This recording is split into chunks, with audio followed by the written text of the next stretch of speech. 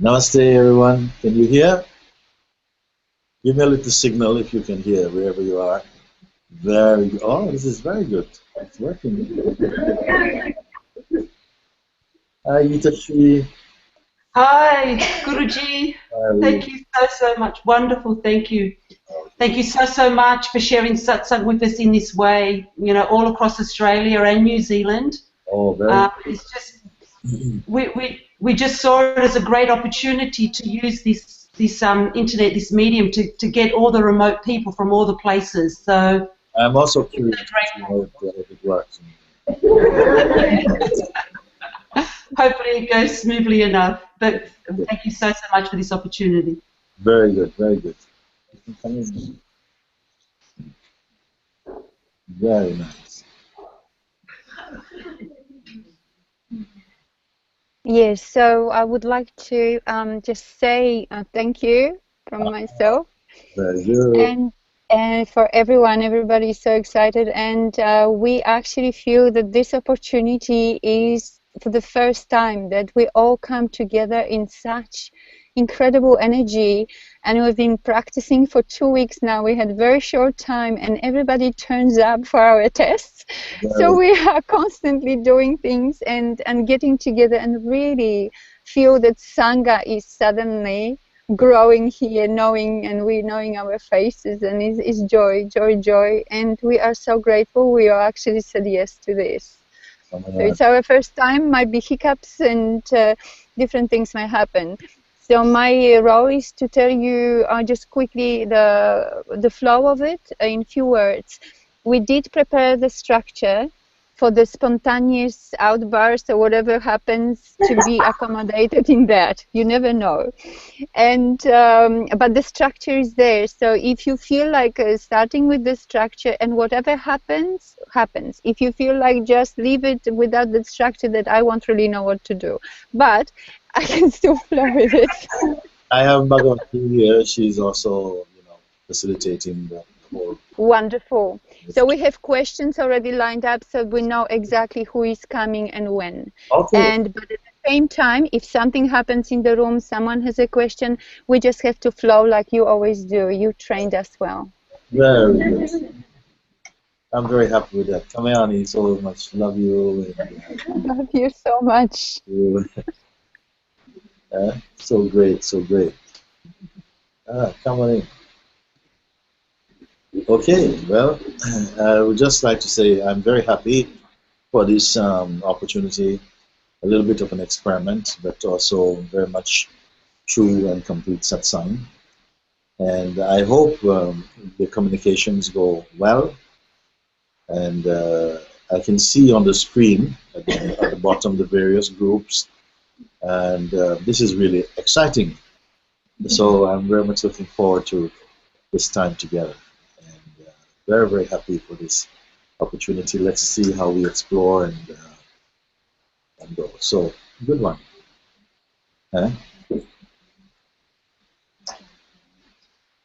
But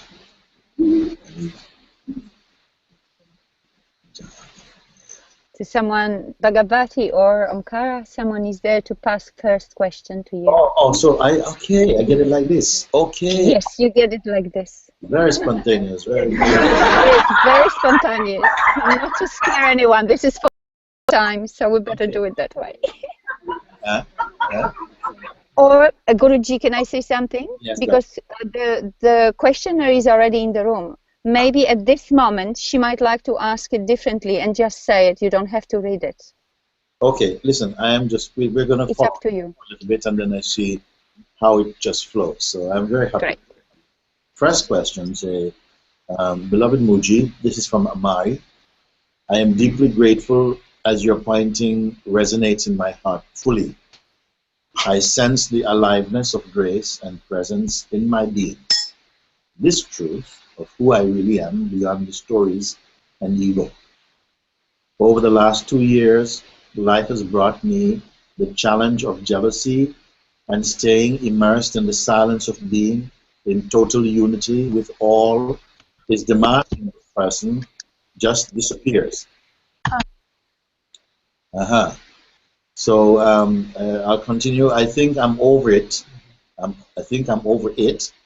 But then the jealousy arises when I least expect it and brings back the ego full force into some challenging behavior and has reduced me to my knees, literally, as I fall down, bow down to the force moving through this person. I am deeply loved by my partner, so this makes even less sense at the personal level. I have come with gratitude to see this as a gift. The 40 days, 400 days in the desert. That is deconstructing any ego idea I had of security and certainty. Occasionally, I despair and pray for a miracle that I may enter into the quiet immensity of my own presence and wonder, beloved Master, is this challenge really serving my freedom? Much love and gratitude to you and to your Sangha, Amari. That's from Coffs Harbour, New South Wales. So, okay. Well, first of all, we are speaking really of the person's problem. And as always, I say all problems actually, they are personal. It means that it is for the person that the problem comes and not for the self. And as yet, we have not discerned the difference between person or mind and self. So this is an important thing. We have very strong, if you have a very strong identity as a person, even if you are not, in fact, so strongly identified as a person, this that you mentioned, maybe a wave of jealousy, is possible that it is come, but it would not overwhelm you, so to speak. You see, if you are overwhelmed, it means that there's a lot of you to be overwhelmed. The less of you, the less overwhelming. No you, no overwhelm.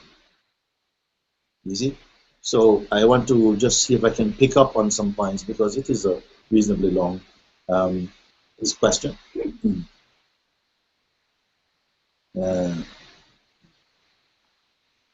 I think I'm over it, the jealousy, or then the jealousy arises when I least expect it and brings back the ego full force into some challenging behavior. And has reduced me to my knees literally as I fall down or bow down to the force moving through this person.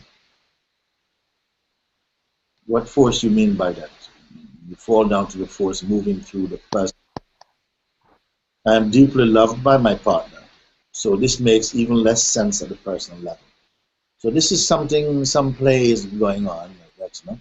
And what is important is that it seems, because this is your chance, we are having a satsang that's covering many, many thousands of miles. So this question is your question today. So it must be really significant for you that this is your chance, and this is what you present. Is a story about really the person's jealousy, and if there were to be an answer, should I give the answer for the person or to the self? You see, this is an important thing. If I give an answer to the person, then it's going to have another problem coming up somewhere else. You see, so it's not like I say. There is no such thing as a personal problem. We say the person is the problem. You see? But for who? As long as we present ourselves only from the personal realm, personal aspect, then we will stay in that region. Whereas I'm wanting to pull you into the deep of yourself, to the self, which is your true position, your true nature, whereby these problems, which seem very strong when the person is present, because it's relative to the strength of the person. If the person is very present, then the problem will seem very present and very real. But as soon as direct the energy to the heart then, to itself, the problem disappears. So this is how fickle our problems are. So what should I address today about this? You ask for a key to open a lock to some freedom for the person. But I want to give you the master key to open all the locks, you see, to a freedom that lasts, not for just relief. Because the most the person can seek is relief, and it will be temporary, you see. But when you find release, then this will be permanent. So I have to address you as the self. If I address you merely from the person and the person's concern, I will not be happy with the result, because you'll be writing to me again next week or whatever. So we want to have one chop and bring the tree down. And are we really open for that? You see? This, when the let me be come up to mark with your question. When these pangs of jealousy, come upon you, then what can you do? What can you do? Sometimes it is so intense. It's so intense that even self-inquiry most people won't do. They'll be more irritated by the inquiry because they are so involved. They're so involved in the dynamics, in the action that's taking place. So they are not able to really be focused more deeply. So there, in that case, I say, okay, let the feeling happen. Don't try to stop the feeling. Can we all hear, by the way, what I'm speaking? Okay. Yes, good. Okay, so don't let the feeling happen. Let the feeling happen. I'm going to say this. I want to use this example. Maybe once we'll use this example, and then maybe you'll see you can apply it to any example and to any kind of trouble. So let's use this example that great jealousy arises for you. Let's guide you through it. So the jealousy is there, and its energetic presence is in the body. We know this. And your mind is in a storm. It's like, you don't know, there's no rest. You're on fire. So we usually are completely caught up in this. Don't try to stop the feeling. Let the feeling rage. But then you be aware of this. Obviously you're aware of it. But try not to identify so strongly enough to hear my next instruction. Let this feeling show you the one who is suffering it. Okay? Let the feeling show you the one who is suffering it. Try and find out who actually is suffering this. Okay? And don't accept any answer from your mind or from the past. It must be a fresh inquiry. Try and locate or identify the actual sufferer. Is there a sufferer? And can it be identified? So for this, you must keep quiet and let the feeling is there. The feeling we know. Now let's see the one who is suffering the feeling. Okay? This is a beautiful way to inquire. And it's there like this. You're not trying to stop the feeling. Give it the space. And the feeling, see if you can identify the actual sufferer. The tendency is to say, well, of course it's me. What's the point of this question? See? But that's not good enough. If there is a suffering, it must lead you to you must be able to point out, see if you can identify the actual sufferer. And when looked for, nothing is found. Nothing is found as a sufferer. Okay? But that will be your true discovery. I can't find the sufferer. But how can there be suffering without a sufferer? But you say, no, but the feelings are inside. They're still here. They're still, no. But if you keep looking for the sufferer, the feelings will start to diminish. Where is the sufferer?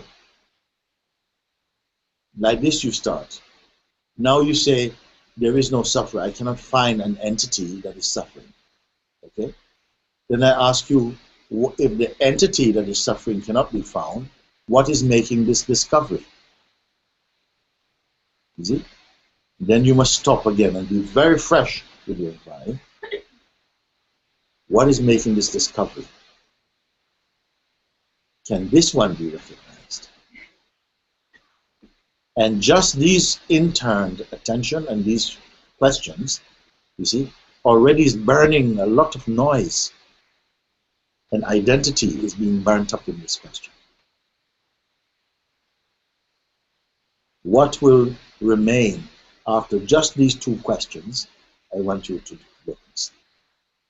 First thing, the pain is there, the throbbing is there, the tsunami of feelings are there. We are not arguing, the feeling is there. Let it show you who is suffering them. Because it seems as though, why should Mooji be asking such a question? I mean, pain and suffering is universal. Everybody knows it. There's not one nation that doesn't suffer. There's no place that there is not suffering. So suffering is a fact within the human experience. Okay? So why is he asking who? It's obvious enough. We are all suffering. I said, okay, let's start with you. You are suffering something, and I ask you, let the suffering show you the actual location and the identity of the sufferer. And be very fresh. And don't change the question. Don't change the question to another question. Stay with this question. Because at first it will create some discomfort or resistance. But stay with it. And as you keep your attention, don't be impatient, but be quite empty and look. Don't identify with anything at all for a moment and look. And something is going to be revealed for you. You see? Can you find the one who's suffering? And if you cannot, can the suffering last without the sufferer? This you must find out. You see? And then if it is determined by you, there is no one suffering it. Then who is making this discovery? Can this one be identified? What is the nature of this one? And don't make things up. You don't need to use any imagination for this at all. Just be quiet and let the question be understood and see what response comes from the deep of yourself. So this is how I'm going to address this part now, you see. What happens at the end of such questions? Your mind returns to peace. Because if you cannot find the one who is suffering, you cannot find even the face of the suffering. You cannot find the sufferer. See, normally what happens is that we are so caught up in the energy and the feeling of suffering that nobody thinks to find the sufferer. The sufferer is assumed, not recognized. So I'm asking you, please recognize. Will the sufferer please enter the witness box? And what do we find? So this is the beginning of the impact. So I'm going to leave this letter aside now for a moment, if we're okay. You can substitute any other concern of yours, like this, if you feel drawn to. And this will be a real change for anyone who feels, yes, this thing keeps happening to me, and this, I really can't stand it. And bring it into the light of inquiry or introspection and see how long it will last. How long will it take you to solve this? Because if I just give you some words as an answer, it will not help you enough. But I just give you a little window, a little mirror to look into. And you follow this and you'll make a very important discovery. Okay? So then, should I go to the second question or should I ask someone to come? Guruji, hi. Hi, darling. Hi, darling. My name is Parvati. I'm doing the moderating.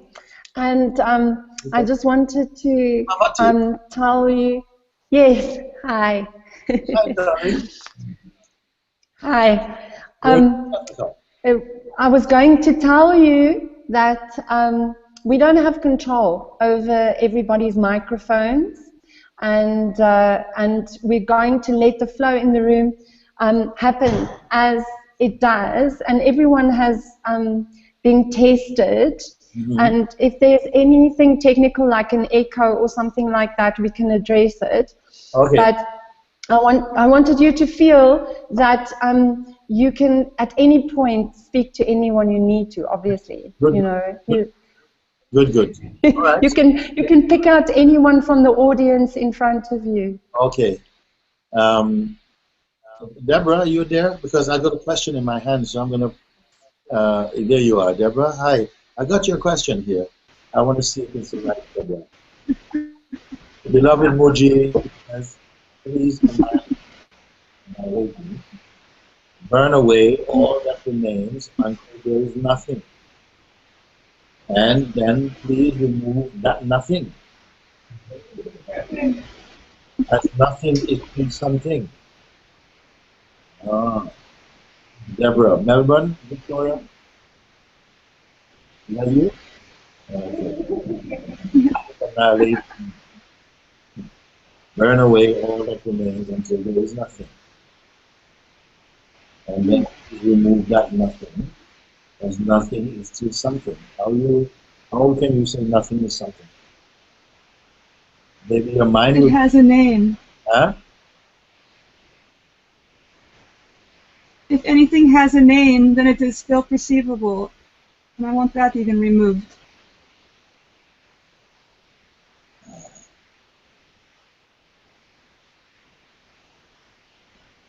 Then the best way is you have to keep quiet. Because I don't give anything any name. Will that be easy for you? Because I don't know if you will manage that. You have to say that the name is not the thing. The thing is not the name. That's important. Then we free up a lot of things. You see? This is why I feel this is a greatness. Because God put so many different languages. So in one language, we say water. Another one we say agua. Another one we say aqua. Another one we say pani. Like this. So then we look and we say, actually, if I say this, I want some water. And he says, yes, I'll bring some agua for you. And I say, no, I don't want agua, I want water. And somebody says, oh, no, don't take agua. I got pani, good pani. I said, no, I want water. Then we start to say, okay, fine, okay. Then it must be. The thing is not the name. But the name is only a symbol. And then we will be okay with that. Please annihilate me, burn away all that remains until there is nothing. Well, actually, that can be very quick. That can be very quick. Let's go back to zero. Let's go to zero. Then you may say, but zero is still something. Is it? But at least so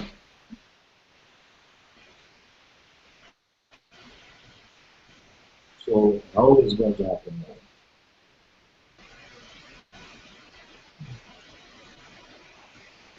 The first thing, if you don't touch any thought at all, we can do something now even. You don't hold on to any thought. I'm not saying they should not appear, but don't log in. Okay, so if the thoughts come up, like on the screen, you perceive it, but don't log in into it. Don't identify. It doesn't mean you cannot use it, but don't identify. Then it remains kind of, it doesn't get registered in consciousness. You can try that. Don't touch any thought or any story from any zone of time, from the past or anything to do with the future. Don't touch anything, any idea.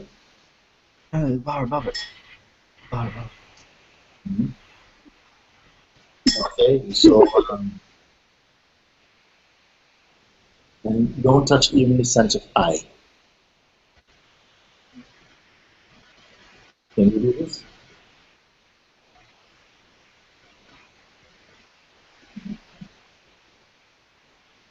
Yes? Then what is remaining now? Don't touch imagination. Imagination is nothing.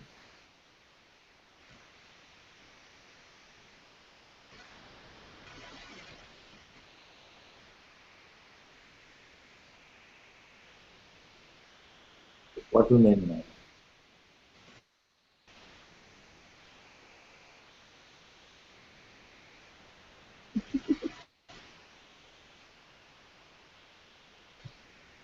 Huh?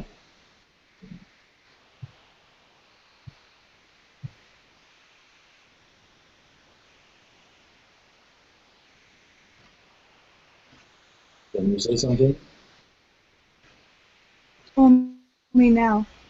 Huh? Only now. Only now. Only now. Now beyond the concept of now.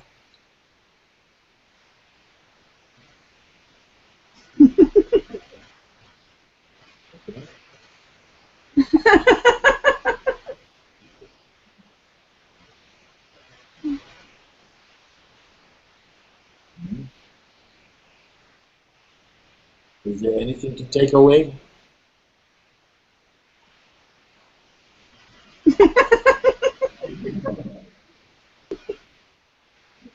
No.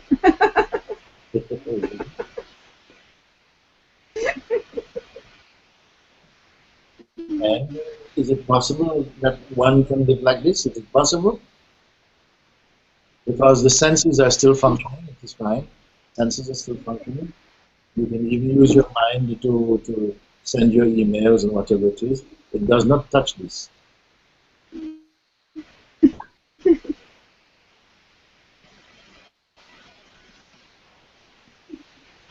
Then you see that whatever you do does not touch this.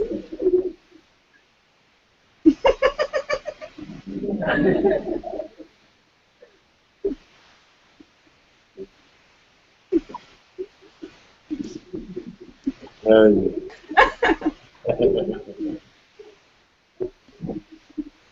Very good.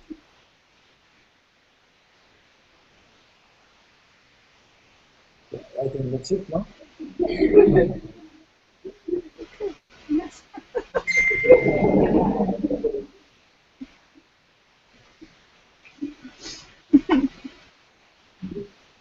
So because it doesn't belong to any zone of time, nothing in time can affect it.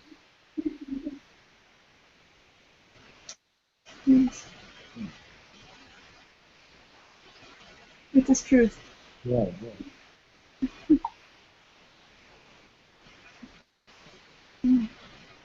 Um. very good. Thank you.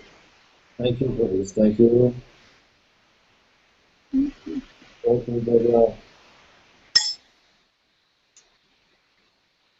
Okay, is there anybody who wants to show a hand? Let me see anyone who wants to say something. Okay, someone there. Let me see. This one is. Let me see where you are.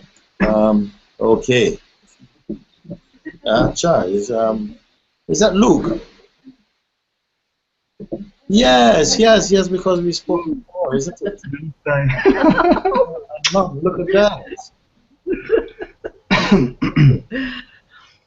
Mooji, we love you very, very much. Yeah. Mooji, I'm here for freedom, Yes. and that's it. I'm here, Mooji, with you now. Yeah. I'm very much here. And over the last few months, I've become more aware of a presence which is here, and I feel it's behind. It feels to me behind, and I'm becoming more aware of it. And I feel like it's what gives life to life itself. Yes. And I feel it's the same presence that connects you and me here now together.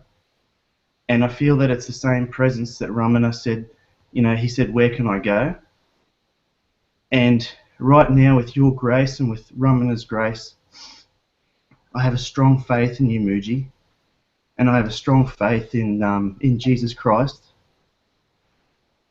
And Mooji, I would like it if right now, if you can take me deep into this presence and merge my soul with your soul. I say no more to any suffering, Mooji. All I want is this now. Yes, yes.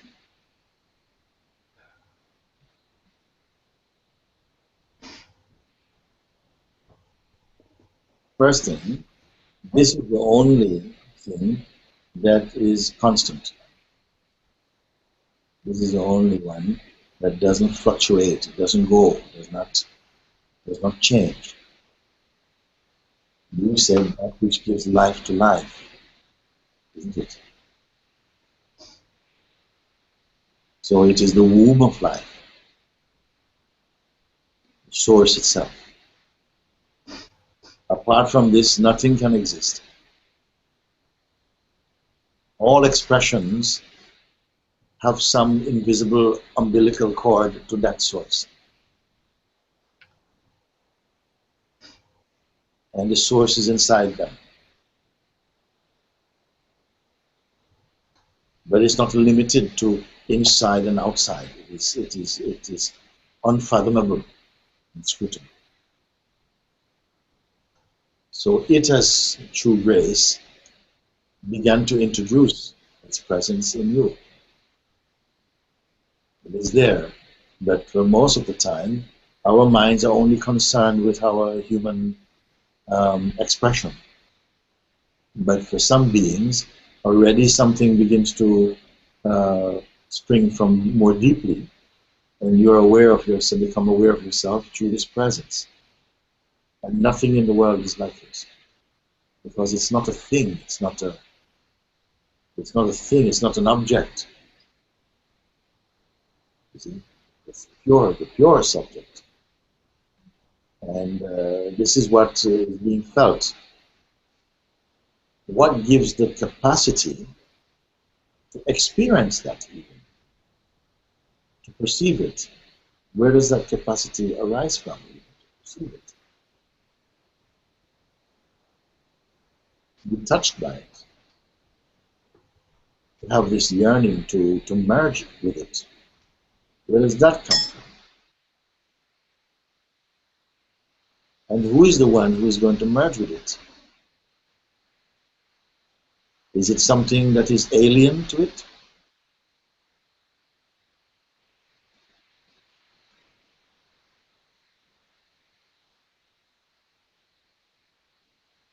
It is always here. It is what we are. Even before you breathe, it is there. In the breath, it is there. In between the breath, it is there.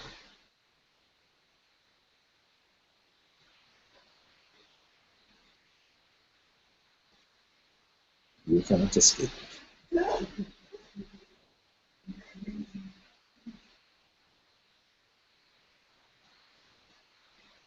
So don't give any further attention to the thought process and to any idea you have about yourself now.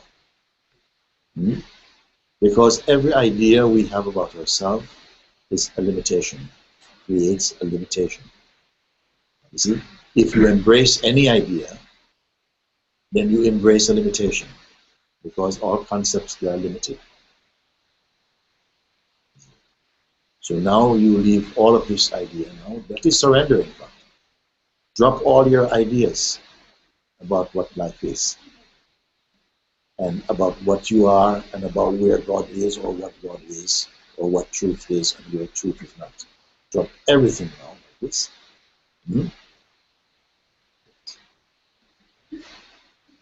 And it will replace the space that is now made empty of our conceptual treasures. Will be replaced by the Spirit of the living God.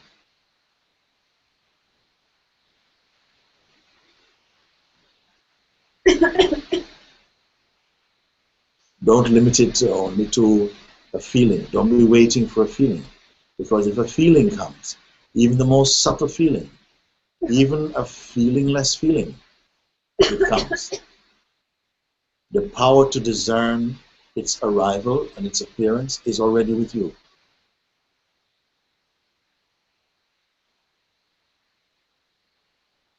Why is that? Why is that? This power is already with you to perceive. If there is God and you cannot perceive God, then God doesn't exist for you. If you are able to perceive God and the presence of God, okay, the power to perceive, where did this power come from? The one who perceives is who?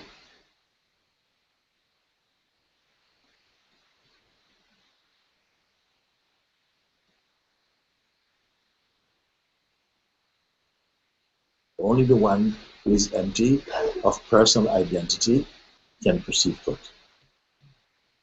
Otherwise, we are also projecting our concepts upon God, upon truth.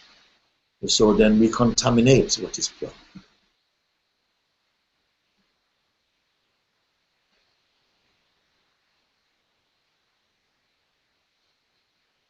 What gave the power and the authority, the ability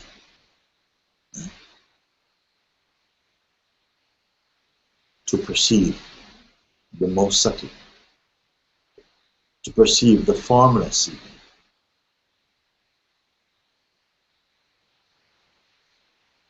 That itself is the true power, it is the God power, it is the awareness, God self that is doing it.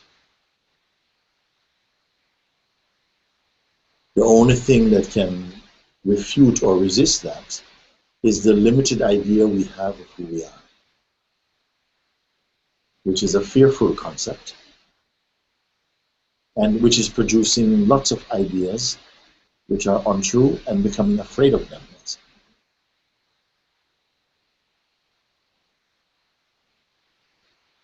So right now, leave everything.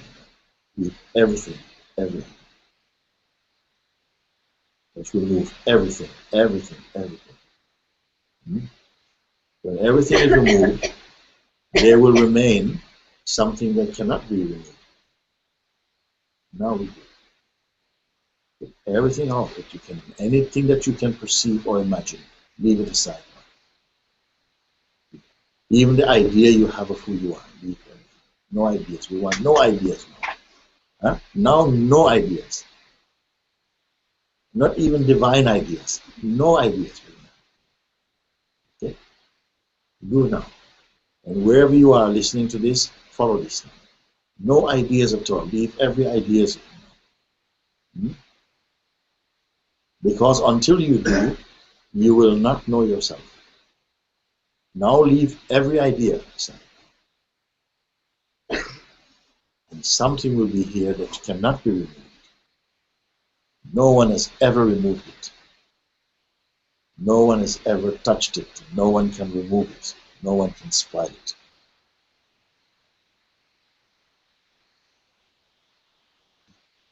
Who is it here now who cannot be touched? Who is there without idea?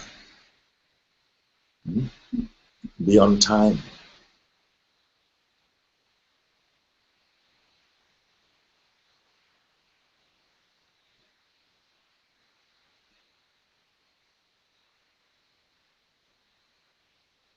If you have a question wherever you are in the world now, I want you to put your question down. Because if you hold on to your question, you will not be able to follow what I'm pointing. And you are simply going to be holding on to a carrot when I'm giving you a diamond. So leave everything down. Put everything down for a moment. You can pick your question up later if you still find it valid. But right now, leave everything down. No notion, nothing at all. No desire, nothing at all. Not even the desire for liberation. Leave even this desire alone. Everything empty, empty, empty out. Hmm? Now what? Who now dwells in this house, in this temple, cannot be taken out?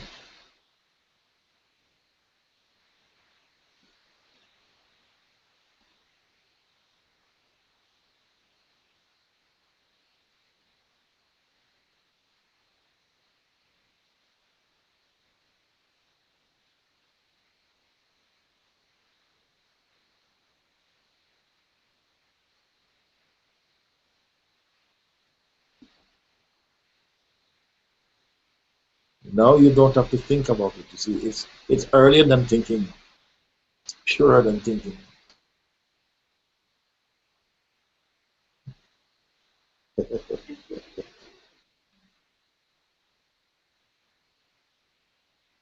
Even the one searching for him is also gone.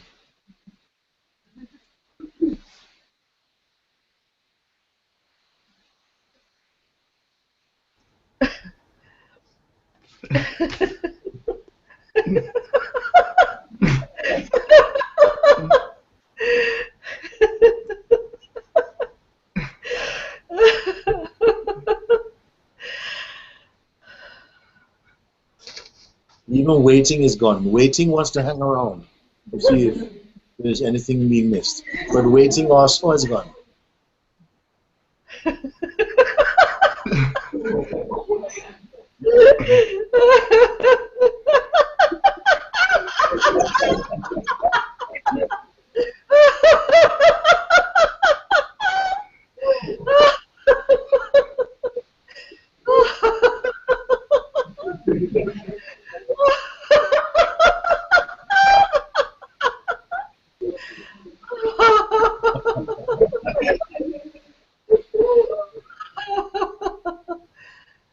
Everybody must come and take Mother's darshan.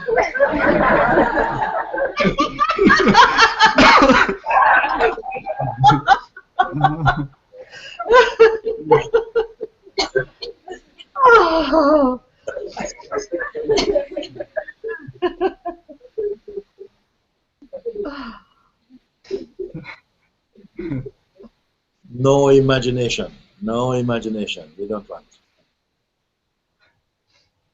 No time. We don't want. Enough time. No next. Next we don't want. No next.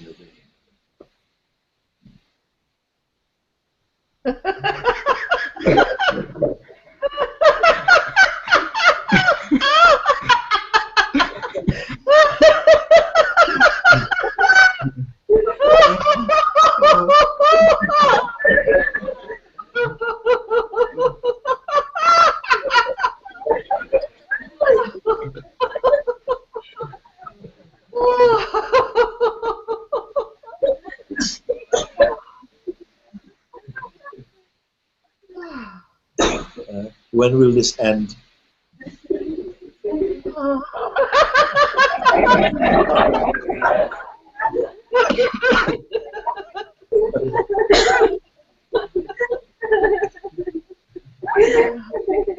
Who is going to look after it?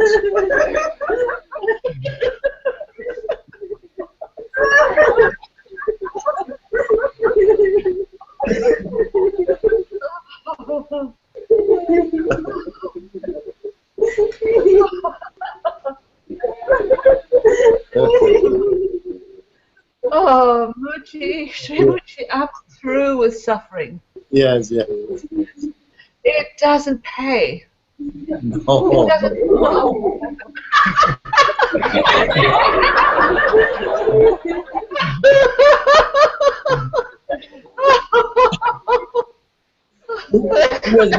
Who has been receiving the wages?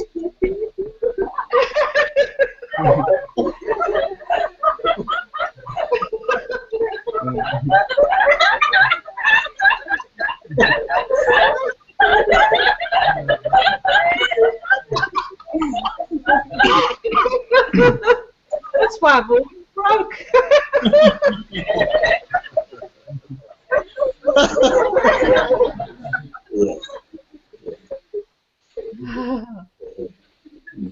And who is saying that even?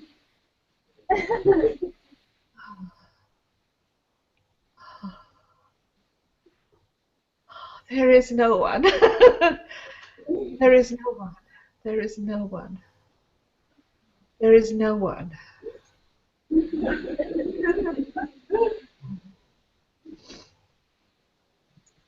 is no one.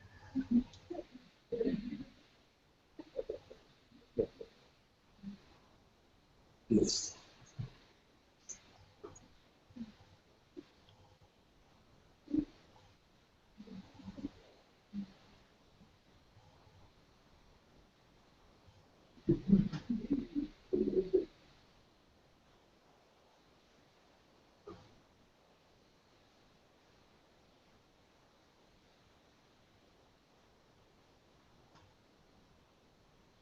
This is an apparent someone.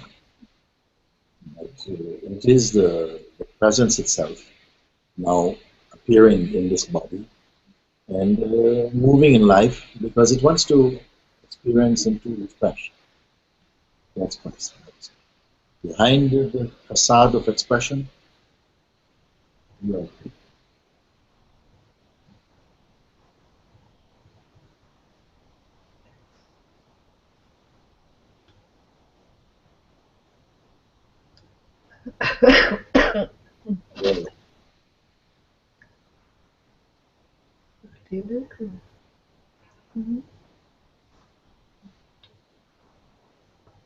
Thank you.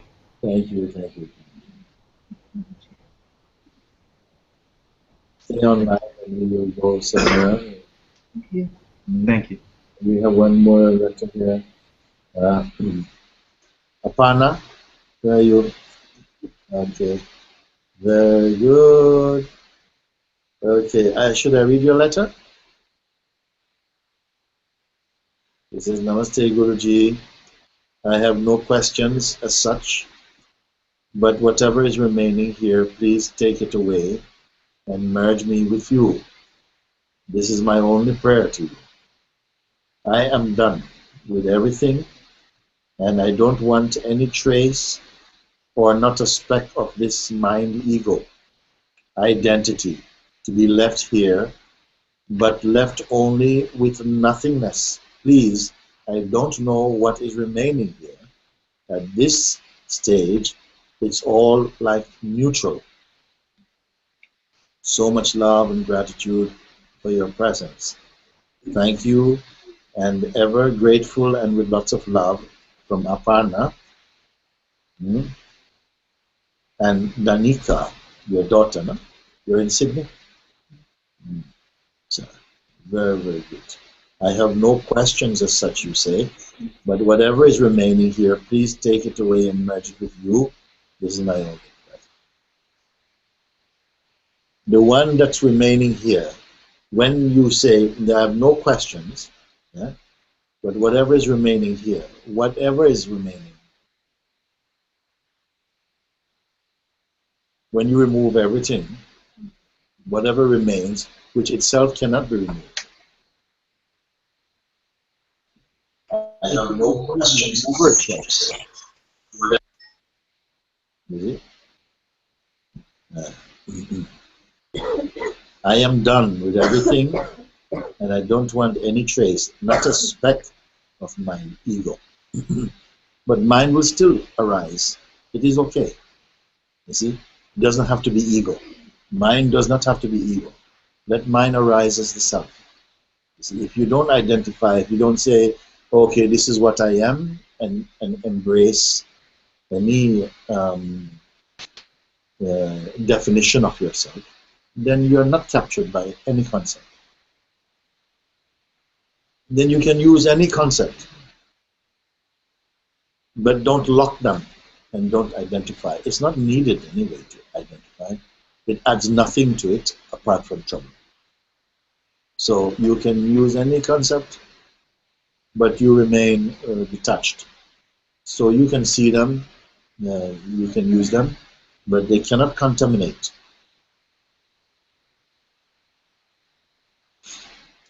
I am done with everything, and I don't want any trace, not a speck of this my ego identity to be left here, but left only with nothingness. Nothingness does not suffer from any relationship. It doesn't need anything. See? And yet it manifests as presence, the sense of presence, because without presence you could not write this letter. The sense of presence is important. We should not look upon presence as just like a halfway house or something. Presence is the way in which we can be aware even of God, of truth. This presence is holy presence, when it is not contaminated by identifying it merely as a person, which it is not a person. It is so pure, see? But because the presence is there, in the feeling, when you're naturally aware of yourself, nobody taught you that. It just comes. That is presence. That is the purest manifestation of the Absolute in form, the subtlest. You see? And it is the one bearing witness that all of this manifestation, all of it, is pervaded by the one source, and they arise in the one source. It is the eyes of the source. It is the witness. And recently I've been speaking, we gave the example, I've been using this example for a while, that like of these two birds in the tree. You must have heard me say this example, that is first there's a bird on a branch and it's making a nest. This bird is representing our daily life, our outer life, so to speak, life of relationship and job and your children and family and all of these things, the dreams and so on about the world and so on. Above this bird, on a branch just above, is another bird, identical bird, but this bird is not building anything at all. It's just looking. It's very silent.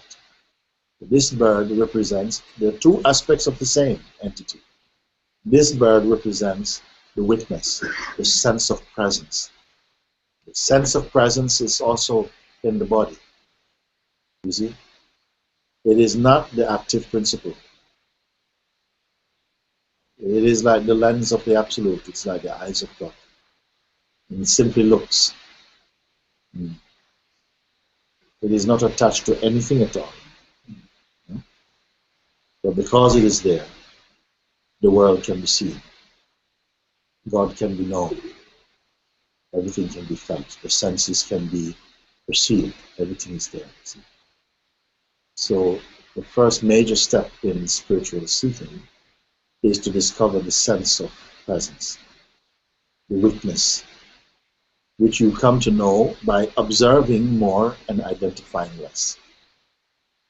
And as you come to keep observing, you see there's less need to interfere with what you see. Like it is happening by itself. This is the great gift of observing. You come to notice that it is simply happening by itself. The thoughts are happening by themselves. The ideas are happening by themselves. The body, the wind is blowing by itself. Everything is unfolding. By some order is taking place. But the person also is appearing, also spontaneously, and taken to be the doer of the activity, but it itself is also just a happening. This is the understanding taking place in the heart of the second bird. It's simply looking. When anybody come to discover this sense of presence in themselves, they feel great joy, great peace. Great joy and great peace. They don't have to read so many books. They don't have to do so many practices. They are just becoming much more mature in self-awareness. Now you say like this, I am done with everything. I don't want any trace, not even a speck of mind ego.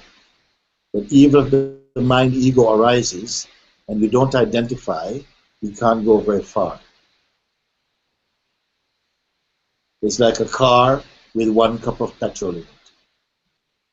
You will not go very far. You go to the petrol station, they say we're out of petrol. You will not go in very far. The same way with the ego mind. Without your identity and attachment and interest, he can't go very far. He can't live by himself. A car cannot drive itself. So if your attention is not with it, it is going to be finished soon.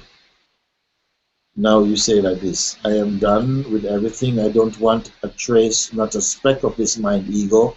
Identity is to be left here, but left only with nothingness, please. You see, I don't know what is remaining here. At this stage, it is all like neutral.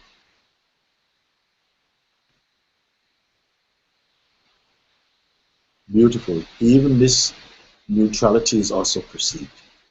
Don't push it away, but see, but even the neutrality also is perceived. It's beautiful. When the neutrality is perceived, what can be perceived in even neutrality? Don't invent anything. It's already, a sense is so deep you cannot describe. It's like a rising out of the emptiness, the great emptiness.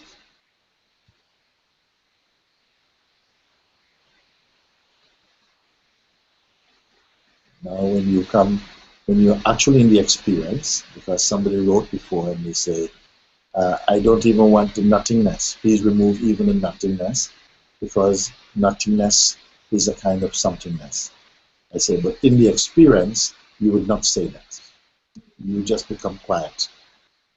Only if the mind is there, the mind is going to say, yes, but this is nothingness, is a word, and you say, this is mind.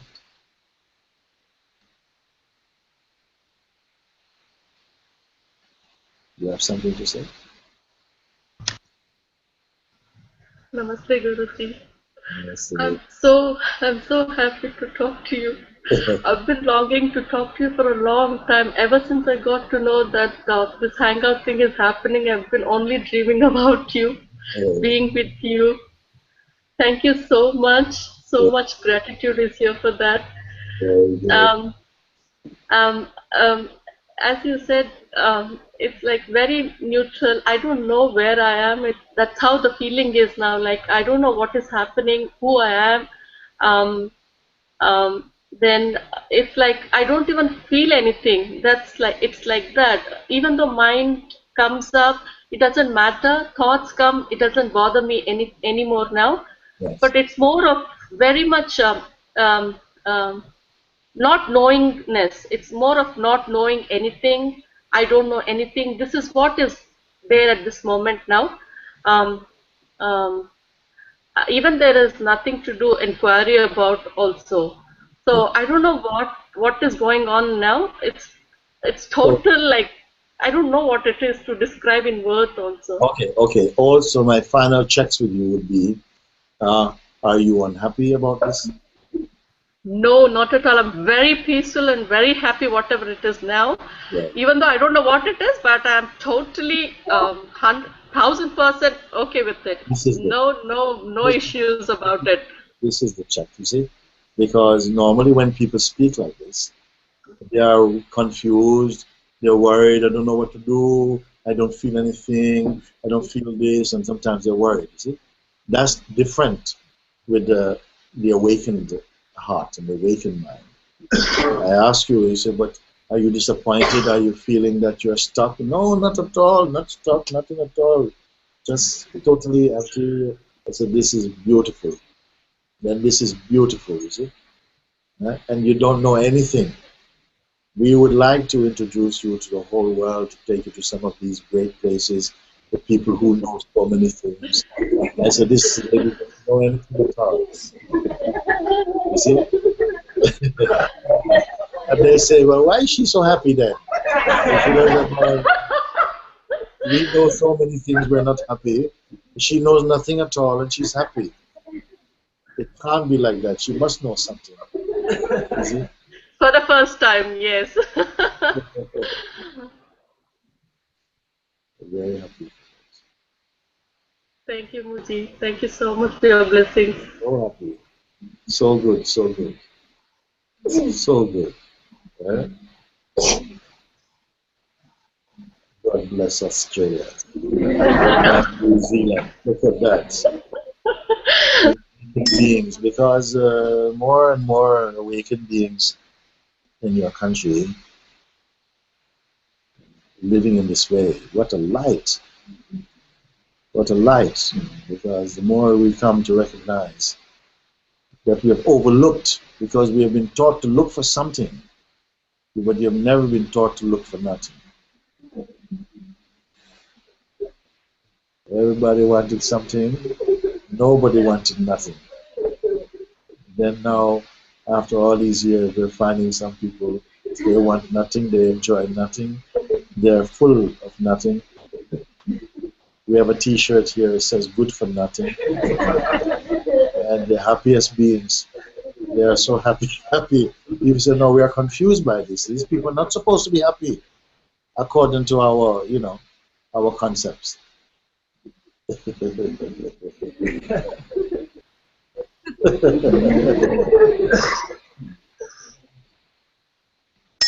Very good.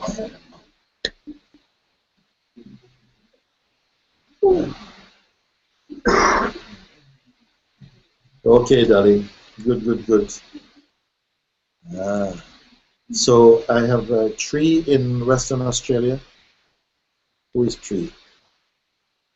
You are the tree? Okay, it must be a mighty tree. Dearest Mooji, my heart is full of longing for truth. Yes. Already this is a powerful opener. My heart is full of the longing for truth. I have been devouring Mooji TV, morning, noon, and night for the last couple of months. Last week, watching a satsang, you pointed, and something within me understood the divine joke. I laughed hysterically for hours. The funniest thing was when I said, God help me, the laughter exploded.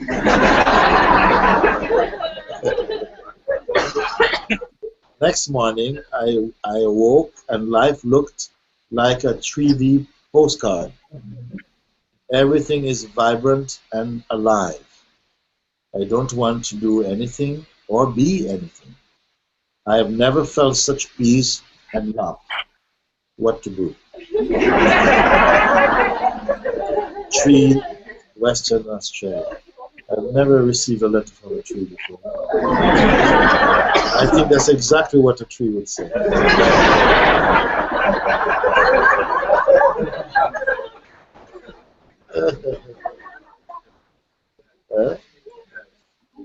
My heart is full of longing for the truth. But it sounds like it is full of the truth. I've been devouring Mooji TV morning, noon, and night for the last couple of months. Last week, watching a satsang, you pointed, and something within me understood the divine joke. I laughed hysterically for hours.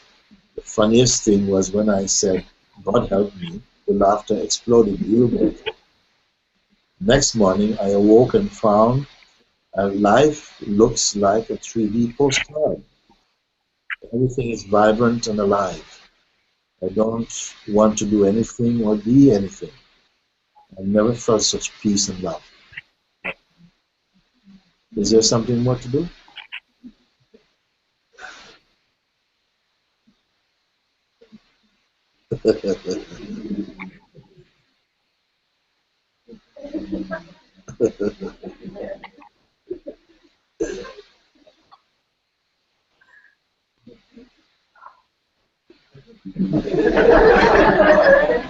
Huh? What's up with that? I am sensing a little sadness or what? No, it is very beautiful. Yes.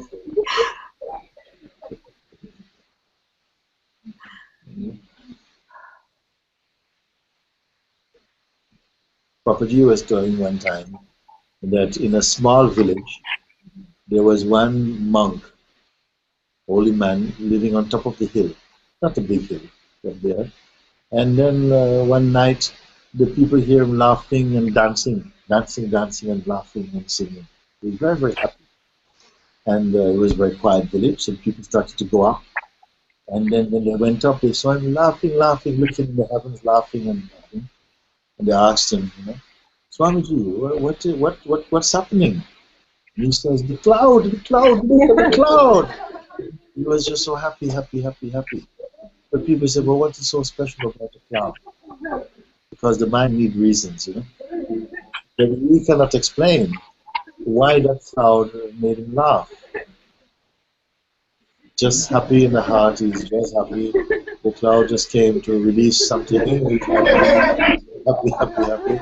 And don't ask him to explain.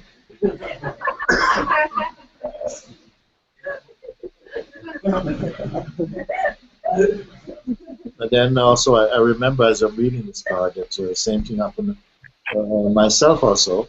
The night that the first great joy entered my heart, I did not want to sleep. But after a while, I couldn't resist it, and sleep overtook me. And I thought in the morning, if I slept, then when I wake up, this beautiful feeling would disappear. In the morning, I woke up and I saw some little ray of sunshine coming between the windows, coming into the room. And it was like I'd never seen the sun before. Of course, the sun has always been there, but something inside was really appreciating in a different way. And you say, next morning I woke up and life looks like a 3D postcard. I know this feeling. You see? Why? Because something is detached. Once this feeling has arisen inside your heart, something becomes detached. The eyes are working, senses are working, but it's like there is this detachment, this beautiful detachment, like you're looking through some glass or something at everything, and you are cocooned in some kind of radiance, some kind of vibration. This is the best. This presence, the sense, heightened sense of presence. So when you come to that stage, you don't need to plan anything. This is why you're saying, I don't want to do anything at all, or to be anything. Still, activities may happen through this body and things happen, but it's not because of desire to do something or to improve something in you. You are simply expressing what the life made this body to express certain things. But it's not for this joy. Everyone is doing something for joy, either directly or indirectly. Either they're doing something to have joy now, or to make enough money to have joy, or to make enough space to have some joy. This is why sometimes when the people, they're discovering the reality of themselves, they feel, I don't want to do anything because I'm going right to the source. I don't have to go to the middleman. There's no middleman. I'm directly connected up. You see? But activities will still happen because it is not in conflict with the realization of the truth. I have never felt such peace and love. Is it still like this?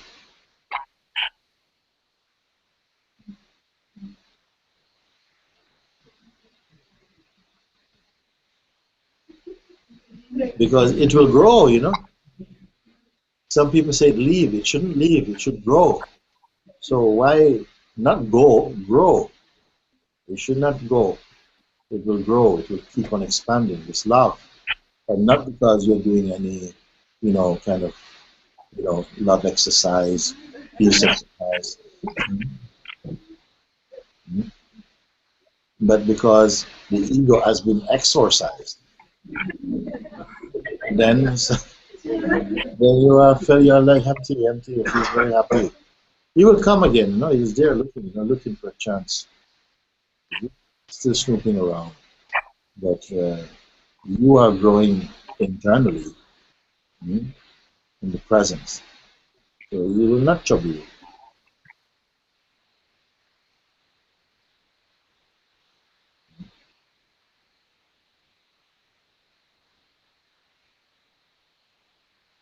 The ones who who have discovered this and loved it, they're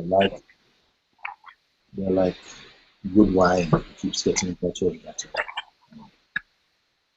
You see, becoming much more mellow, beautiful, more deep, more wine, more fragrant. Everything is in the dynamic expression. Behind that, in the place of the awareness, I'm changing. In the realm of the changing, expanding, glowing, more radiant. Then you ask what to do.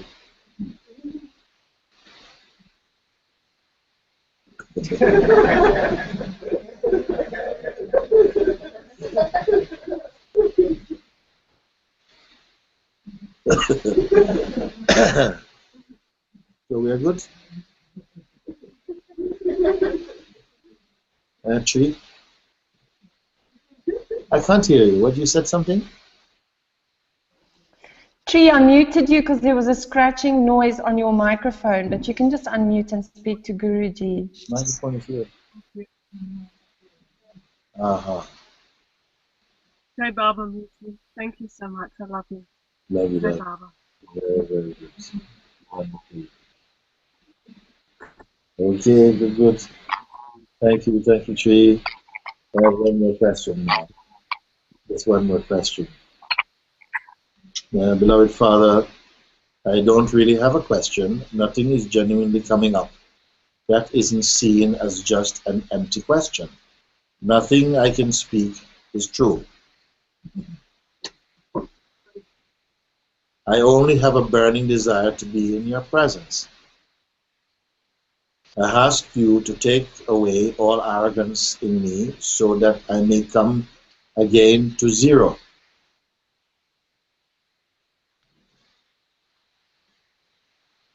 Lucia.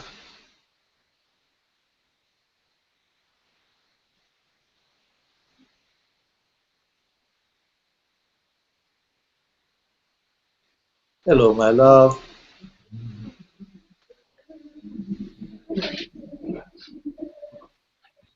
Oh, wonderful. Hello, Mooji. Yay.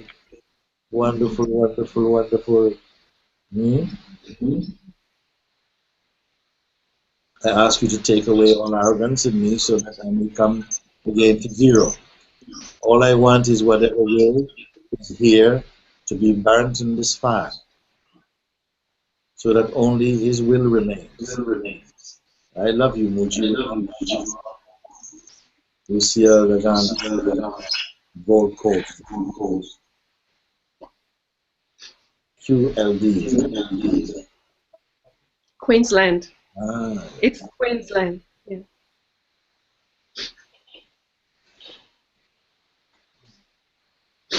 I don't really have coming up. Can you hear me? I can hear echo on your side. Is that okay? Oh, is there an echo? Can you hear me okay? Yes. There is an echo on your mic. Sorry, Guruji. The only way for us not to have that echo is to mute her mic. I'm sorry. I don't want to mute her right now. I think we're okay with it. Is it okay then? Yes. Can I say something? Yes. The gentleman with his mother, Yes. when he was speaking, it felt like it was my own words speaking. Lately, I am experiencing, it's been happening off and on for quite a while, but it's getting stronger, that today I was preparing food and it's like I was looking at my hands for the first time, and there was no me. There was just this happening, and I find that it's like I'm looking at things fresh, and just tears come. I just cry because in this scene, it's just so beautiful that I just feel overwhelmed, and tears just flow, and these tears are so beautiful, so sweet. Yes. It's just so joyful. Yes. So they're not tears of sadness, they're tears of absolute joy. Right. And I've been going about my day, doing my things. I can see that things are just getting done. Nothing much. I'm almost feeling numb. That the only time I feel more of myself is when I see acts of kindness. And these acts of kindness, they touch me so deeply that I feel like I'm alive then. Otherwise, I feel like I could be having an argument, and then I could just, maybe with my husband, and I just start laughing in the middle, because I can't hold this, I can't hold this negative energies. Yeah. I just start laughing, and I think it's a big joke, because everything just seems like a big joke. Yeah. And I mean, I'm like most of the people that spoke this evening. Like even Aparna, when she spoke to you earlier, I'm experiencing very similar things to what they've expressed, and it doesn't matter. It's nothing really matters. It's just except this joy. Sorry. No, this is the one apology I can't accept.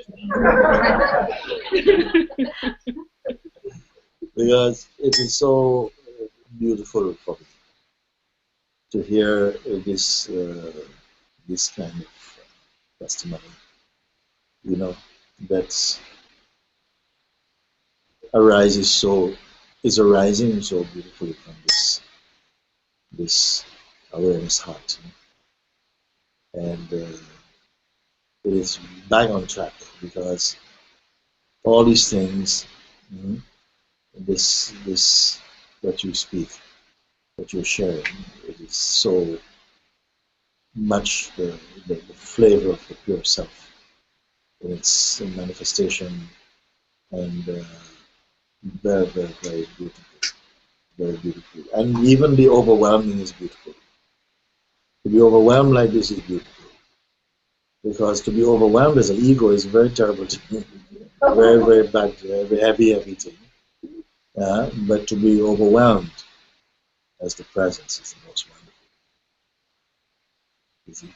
Because you say also, myself also, I don't know if it is like this for everyone, but deeply touched by acts of kindness or so on. This really is the most beautiful. You see? And not being able to store any anger or to remember these kind of things. You see? Whenever I used to be upset with anybody, I had to go and find them immediately, because I know that after half an hour it's gone. And I want to have some release, I want to catch them. So I'd go looking, because after you can't retain, you can't keep. It's like eventually it becomes a bit like we say, writing on the water. You cannot keep it. No bookmarks. So, I'm so happy. Very, very happy. And when you, if you're arguing with your husband and then you start to laugh, does he get upset, or does he's very happy? He's very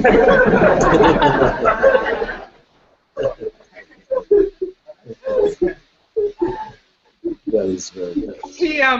He starts laughing too. This is the best. He can see the funny side. He can see the joke.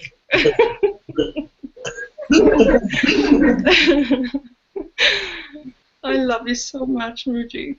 I can't stop making movies of you. I'm making all new movies. I've seen the most beautiful things that you've done.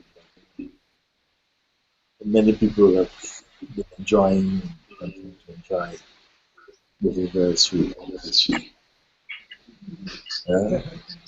Coming genuinely from that place also. Can I say something? Yes. I'm enjoying them, making them so much, because I can see it's not me doing them. sometimes I actually test it. I want to test it sometimes. That I think I'm just going to put random pictures and I'm just going to put random quotes.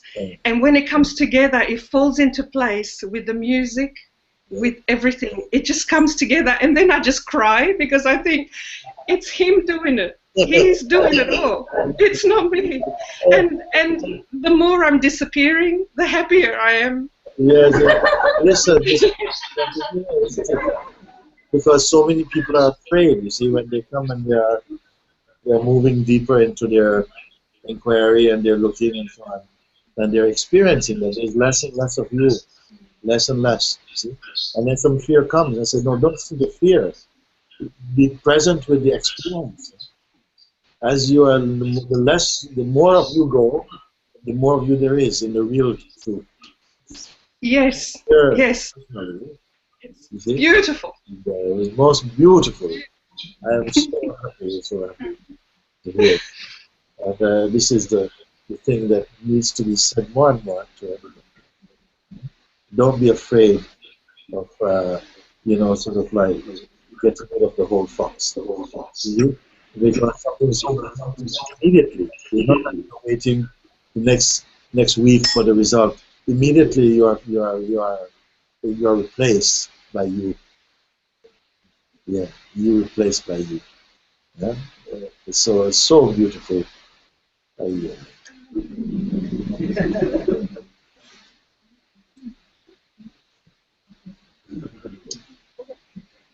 So wonderful, so wonderful, so wonderful. Yeah? My God.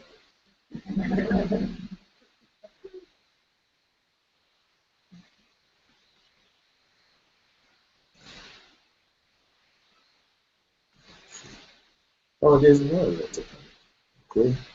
This one says, Namaste, dear Mooji. Thank you so much for being with us today, this day. Since being at the Zimar Silent Retreat in May 2014, that's Sue. That you, Sue? Is that Sue Miller? Hi, Sue. A little bit of disbelief there in the eyes. Hello. Yes, it's me. Hello. Great. There she is. We're good? Can you hear me now? Yes, yes. Hello. Hello, Mooji. Hi, darling. I've just How are you? your letter. Huh? Thank you. Very nice. I can't remember what I wrote now, so. I'll remind you what it is there. Thank you. Thank you so much for being with us today, this day. Since being at the Zimar Silent Retreat in May 2014, I have experienced intense moments of joy and peace and beautiful silence, and also painful moments coming into awareness of personal identity and ego. Since attending the online Zimar retreat this May, there has been a beautiful energy of presence and grace, but still ego and identity is strong at times. Every spare moment is spent watching your videos and being absorbed in the satsangs and keeping quiet. I feel that I need some help to be completely one with the oneness and free with identification with my person and ego. Much love, devotion, and thankfulness to you for your boundless love and kindness. Sue Miller from Perth in Western Australia. Okay, so very good letter. You say as start in the beginning, since being at the Zimar Silent Retreat in 2014, I have experienced intense moments of joy and peace and beautiful silence, and also painful moments coming into awareness of personal identity and ego. You see, it will come, these things will come, and they are to be also experienced, but without the sense of having to leave your awareness center. They are arising. You don't have to go out looking for them. They must come to you. You don't have to go to them. Let everything be brought to you. And so it will come And you just stay as the awareness. You don't have to leave awareness to go to the mind. The mind comes in front of you, and from the awareness, you are looking at the mind. You see? And then it's bringing up these painful experience, personal identity, and ego. You see, to see if you're interested. It's saying, my Lord, you're still interested in the identity and ego? And you are to look and say, well, no. And then he has to go. He can't stay. You see? Now, since attending the online Zimar retreat this May, there has been a beautiful energy of presence and grace. But still, ego and identity is strong at times. Whenever you get into some personal identity with the thoughts, it will get energized, because it is your investment of energy towards identity that can give it that type of profile. Otherwise, it doesn't have power. You must recognize that you are the source, the powerhouse for those thoughts. If you don't give them, you see, they come to you seeking power. You should not go to them seeking anything. When you are sure of your awareness self, you don't go to the mind to ask the mind for anything. You make use of the mind, but you don't ask it for anything.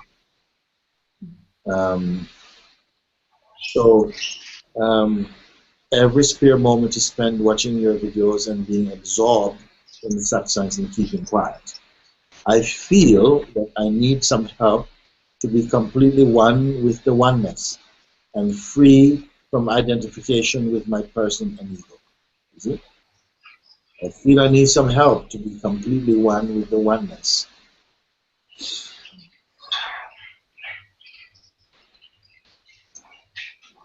We are starting with a doubt that I am not one with oneness. You see? But that doubt, the conviction within the doubt, is coming from the false, not from the truth. The conviction about this doubt is coming from the mind, the ego mind itself. It's not coming from the heart, not coming from the awareness, you see. So it will not be surprising that it will come up like that. I need some help to be completely one with the oneness. On one level, it sounds a beautiful urge to be completely in harmony with the oneness. It sounds beautiful. But because I know there's only the oneness is the real, the two-ness is the play. You see? This you must know. The oneness, even when there's two-ness and three-ness, it's all standing on the oneness. But when there's 2, 3, 4, then the attention goes to the play, and then it's reading the play and forgetting the harmony or the source of that is it. So it's enough to be completely one with the oneness. And nobody, the one who needs to be one with the oneness, cannot do it by effort. Because first of all, this one is mind-born, and whose nature is to fluctuate. Its nature is unstable. So it cannot retain and do any practice. If you had to practice to find and be yourself, then you would have to spend the rest of your days keeping up this practice. You must discover something which is effortless.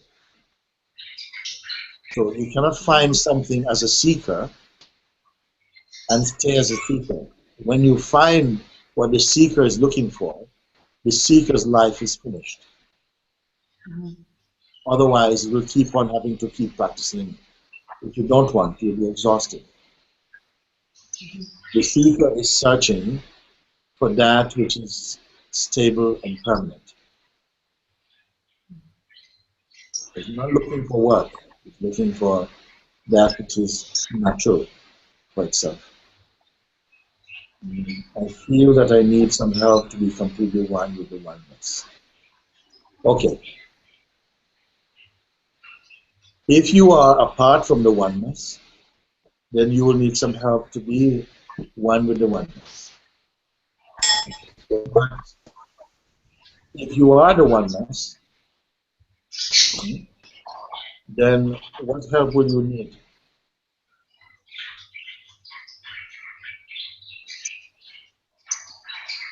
If I'm the oneness, what would I need? Yeah. I wouldn't need anything. Okay. I feel as though I feel as though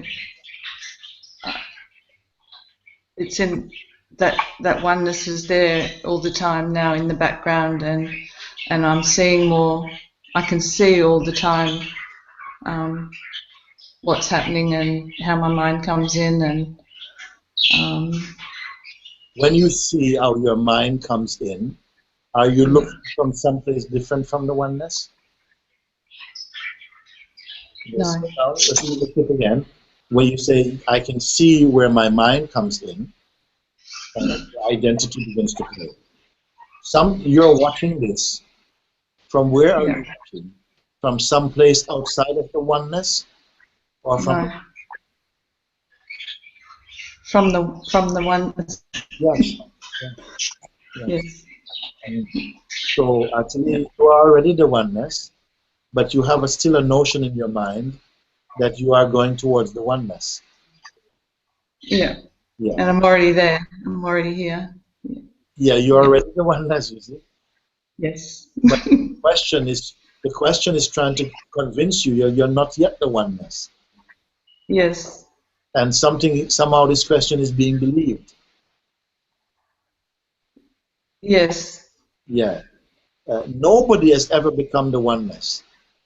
It's just the oneness recognize itself as the oneness. Mm-hmm. And then this ghost of the one wanting to be the one just disappear. Yes. The idea arises in the oneness. Mm-hmm. What can I do to be more complete in the oneness? Nothing. You see, it is just it is justice. So I recognize that it's the person that's trying to be the oneness, and I already am the oneness, and I feel that strongly now, and so what I'm probably wanting to check with you is to just continue to keep coming back to that oneness, and oneness, you can say coming back to oneness. The thing with that, not going out of it, maybe. Yes. Also, to give up the idea that you can come out of the oneness. Mm-hmm. You understand? Because it's an idea that is still getting some energy that you leave the oneness. That is just an impossibility. You are the oneness. Mm-hmm. Yeah. When the oneness does not accept his oneness, and then it can start to identify with being the one, trying to be stable as the one. Mm-hmm. Yeah. Really, it is a very subtle thing, but the mind is not gonna leave you alone, because it still sees that maybe you're up for business. Yes, that's the problem. Yeah, it's gonna it maybe come and say, like, you see, it felt nice what Mooji told you, didn't it? But it's not so easy. You see, like that. I say this. Yeah. And you have bought this kind of thought before. Mm. So something is a bit susceptible, a sort of habit or tendency. Yes. Which, by the way, is also phenomenal. It's also something appearing in the oneness. Yes. But it is not a reading of the oneness. Mm-hmm. It is only a thought in the oneness. You are the oneness. Yes. It's not real. Yes. Yeah. The person is the oneness, while it's been expressing in this body as true conditioning, accepted the role of the person to be in basic reality for a very long time. So that feels real. It feels, the person, I did this and I like this and so on. And that habit may continue on to some degree. But if you really see, allow yourself to see that you cannot be, not just by belief, but by clear seeing. Yes. You see? But it's just another idea that I've left my one. But when it's believed, the belief gives it a lot of power. Yes. And it is believed into existence, and it becomes my experience. Mm-hmm. Mm-hmm. Yes.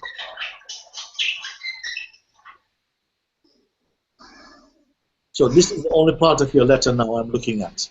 Just that line. The rest I think we've sorted. I feel that I need some help to be completely one with the oneness. I need some help to be completely one with the oneness. Who is speaking that?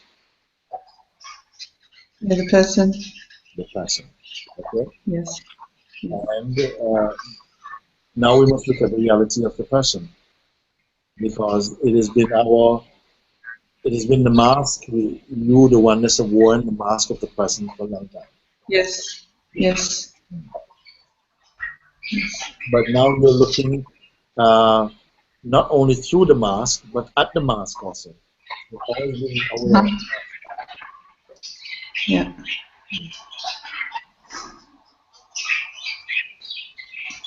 I feel I need some help to be completely one with the oneness and free from identification with my person and ego. So from the place of the oneness, is there anything to do?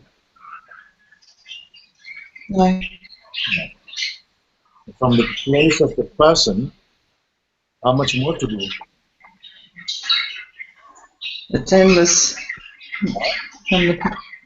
From the perspective of the person, it's endless. From the perspective of the oneness, it's... Is there a choice in this? Yes. Okay.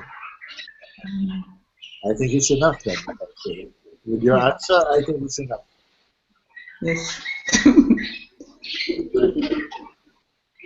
I feel very happy all the time, most of the time, and very good. Yeah. Thank you so much. It was so beautiful to talk to you, and such a privilege. Very, very happy. Very happy. You're my whole life. You're my whole life. Thank you so much. Yes, you are. Thank you. Yes. You are my life. You are my life. The one life. Thank you so much. Thank you, Mooji. Thank you. Oh. This is last one. Thank you, Sue. We're going to. Thank you. Yes, thank you, darling. Harmony in New Zealand. Looks like.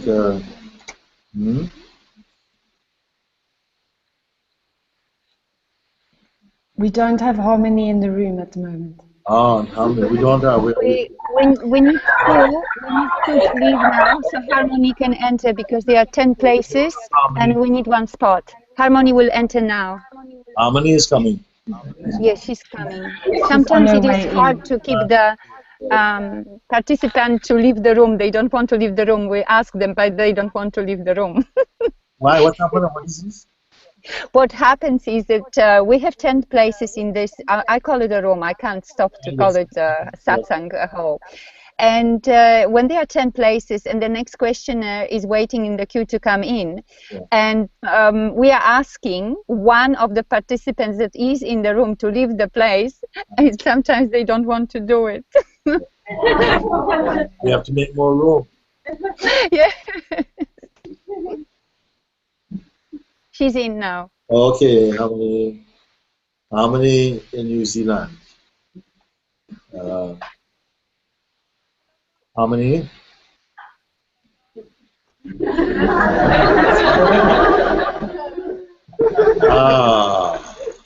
Very good.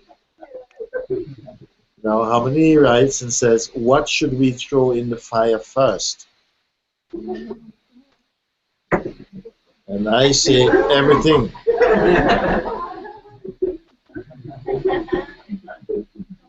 Throw everything in the fire first, including the one who throws also.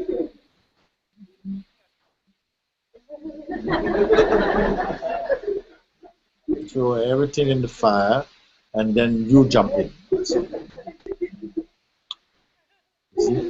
Just play it through inside your heart. Everything that you desire, everything that you feel you have or think you are, everything like this,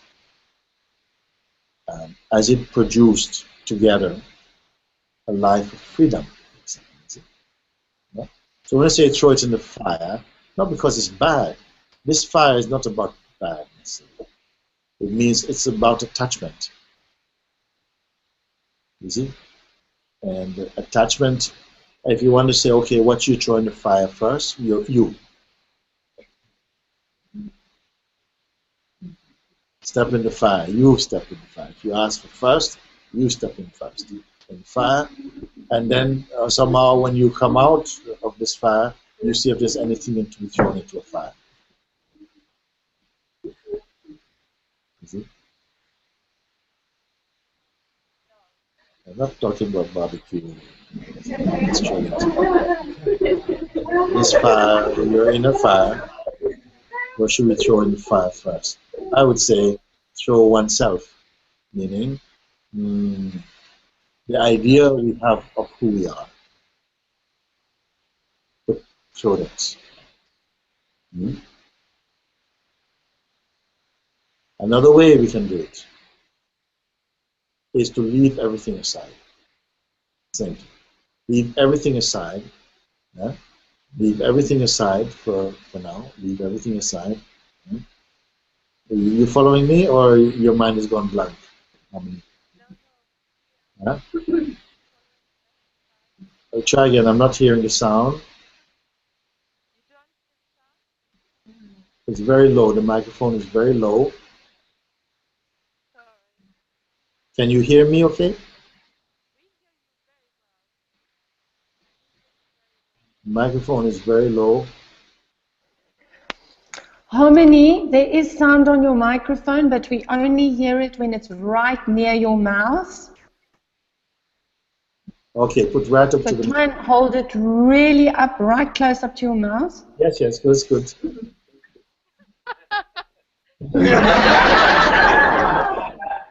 Okay. How about that? Yes. Yes? Yes, I can it's hear still a bit low. It's still a bit low, but we can hear you now. But it's still a bit low. Put it right by your mouth. Yeah. How many are you? Are you feeling a bit shy to speak with me or? No. But it was Ian's question actually. He asked his question. Okay. But all of us decided to give you this question. Yes. All of us here. Yes. So Thank but he is actually the culprit. But it is a good question. It's a good question. Yes. What should we all first? And I would say show oneself, meaning like this, or what I'm saying now also, another way, another expression would be to leave everything aside. Don't be engaged with anything. I really feel that this is one of the swiftest way to get into the core of everything. Leave everything aside, drop everything aside, which you can do very easily. Yeah? Meaning, I don't say to go and drop the physical thing, no, but your attachment in your mind, leave everything. Disconnect with all the things that we're holding on to, so that nowhere in your system are you holding anything. And including your identity even for a moment. Leave everything. Because we want to see what is there when everything else is out of the way. This must be experienced. Because we are always perceiving everything all mixed. We are all all mixed up. So let's leave all the things that are not original to you, leave them aside. Everything that came after you. First you, then even your knowledge and identity that came after. Leave everything aside. And this we can do just in a few seconds, actually. This is the power of consciousness. Leave it aside for a moment. Do you understand this question? This? Yes, that is a good answer for us. Yes. Yes, we understand. Yes. Okay, so having left things aside, leaving things aside now, okay, then just remain as what remains. Okay? Leave everything, anything, any kind of object, any intention, identity, anything at all that you remember or desire or believe, just leave everything aside, just for this little time with me. Yes, and simply be empty of it, and don't pick up anything new. Don't pick up anything new. Just be empty.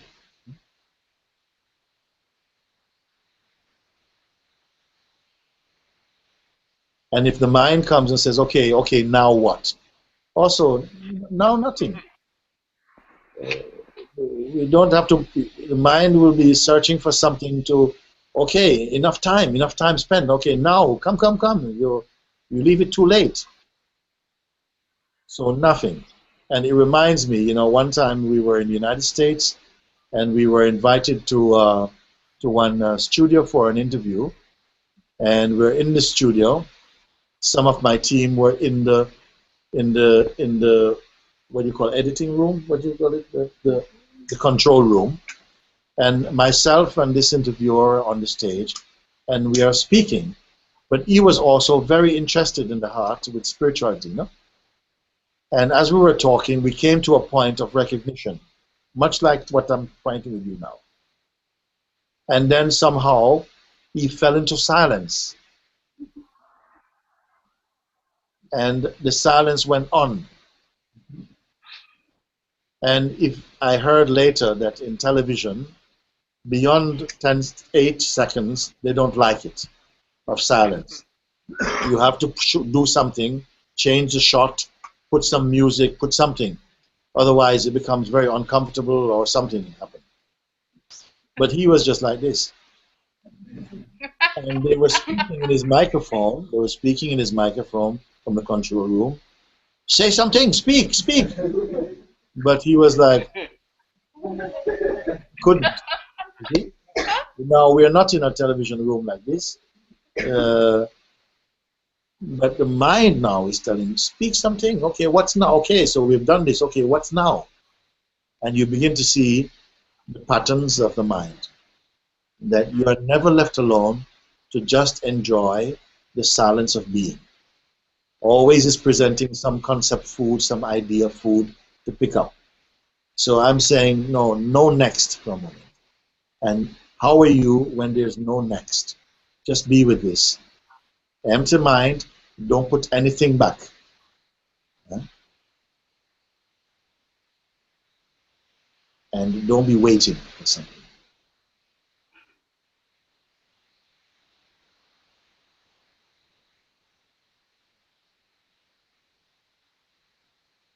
Very natural things.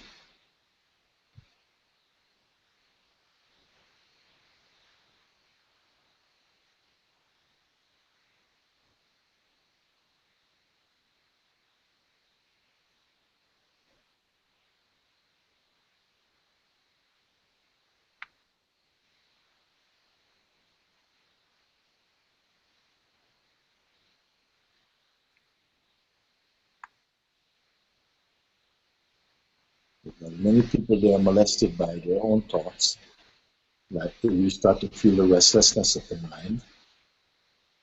Like it's finding somehow this unbearable or something. But you can do it. You are here. In fact, after a while, you see you're not doing anything at all.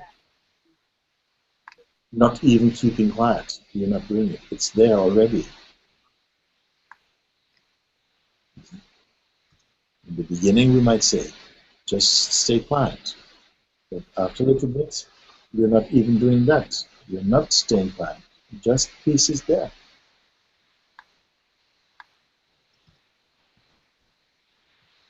When you don't pick up the thoughts or engage with them, You don't have to go and find the silence. You don't have to go and find the truth. It is already here.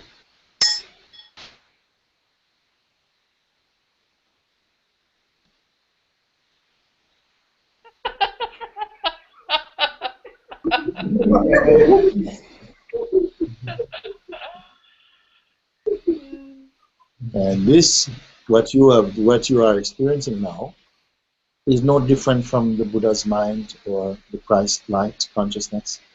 It is just this. Now the mind, in one form or another, is going to try and get you out of this state, to not give any value to this. Every human being, every being, has this silence in them. It is our base, it's our basic reality, our basic self. But because of conditioning and habit and culture, we become a sense of alienated from our fundamental nature, until after a while we feel even uncomfortable to be in your natural state. So this is simply what you are now experiencing.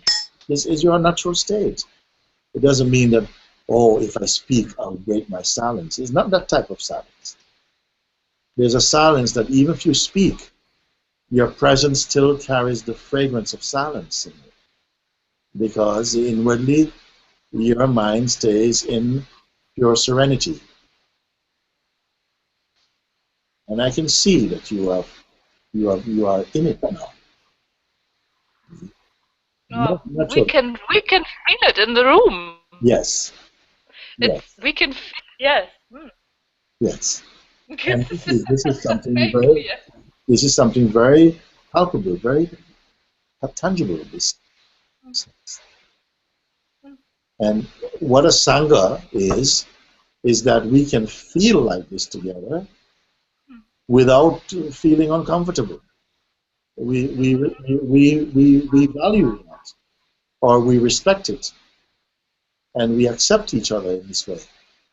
You see, it's not a kind of, but so much joy, so much peace. It feels like coming home. Yes. Coming home. Yes. Exactly. You see, it feels like coming home. And this thing, how simple. How simple. Not a lot of practice and not a lot of spiritual gymnastics. And no, simply leave everything aside. Leave everything aside. There are some moments when it might feel more difficult to do that. But it doesn't matter. Make a start. And just, even if there's a lot of noise in the mind or something, it's okay. Don't try and stop it. Just ignore it. Sidestep it. You see? And you'll find that this space is recognized. You can do nothing for this space. You cannot try to perfect. It's already perfect. This is the beautiful news. It's already perfect. You only have to recognize again. And as soon as you recognize, you are there. You don't recognize it and go there. You recognize you are here. There's no delay. There's no 1, 2, 3 steps. No, simply this is the directness. This is direct experience. And this also, look, can tell me if this can go away.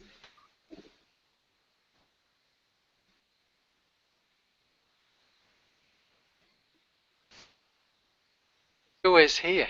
It's always here. It is always here. This is it is always here. Then why is it that we have the feeling that we lose it? I think you can answer this question.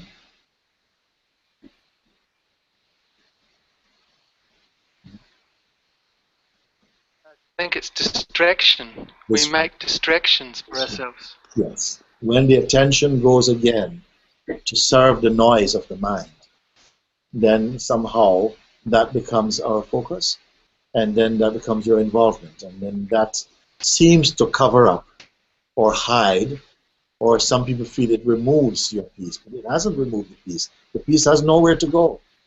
It is always here. It's only eclipsed. Yes. Because the attention goes elsewhere. You have brought your attention now back to where you are. You're not even your attention, because you can see the attention even. You, the piece, can see the attention. When the attention returns to you, everything is happy. Everything is like this.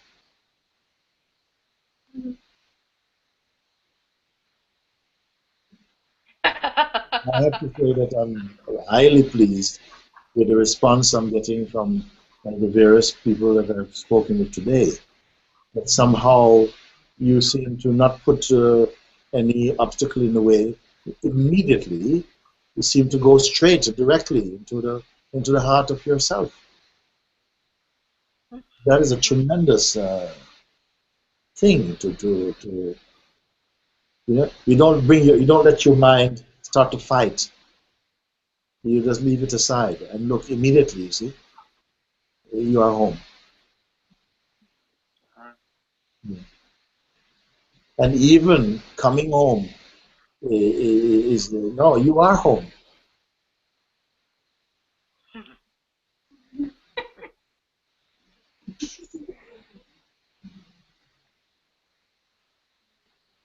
So happy, so wonderful. I have a great feeling of relief also. Yes. A sense of relief. Yes. You know, lightness. Unburdened. Yes. Immediately. This is the beautiful thing, you see? Immediately. And what does it prove? That the self is always here. Your peace is always here. It doesn't take time to develop. It can only be recognized, acknowledged, and honored. But this is it.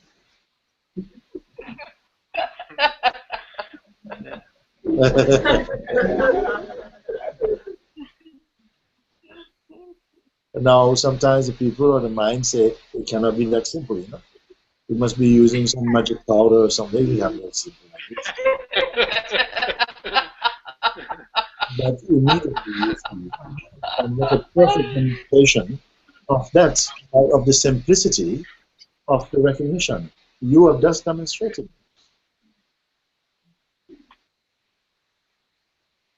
Thank you so much. Thank you. Yes, thank you so much. Wonderful, wonderful, wonderful. Lovely, lovely, lovely. Right? Oh, we love you too. Love you, love you. Right?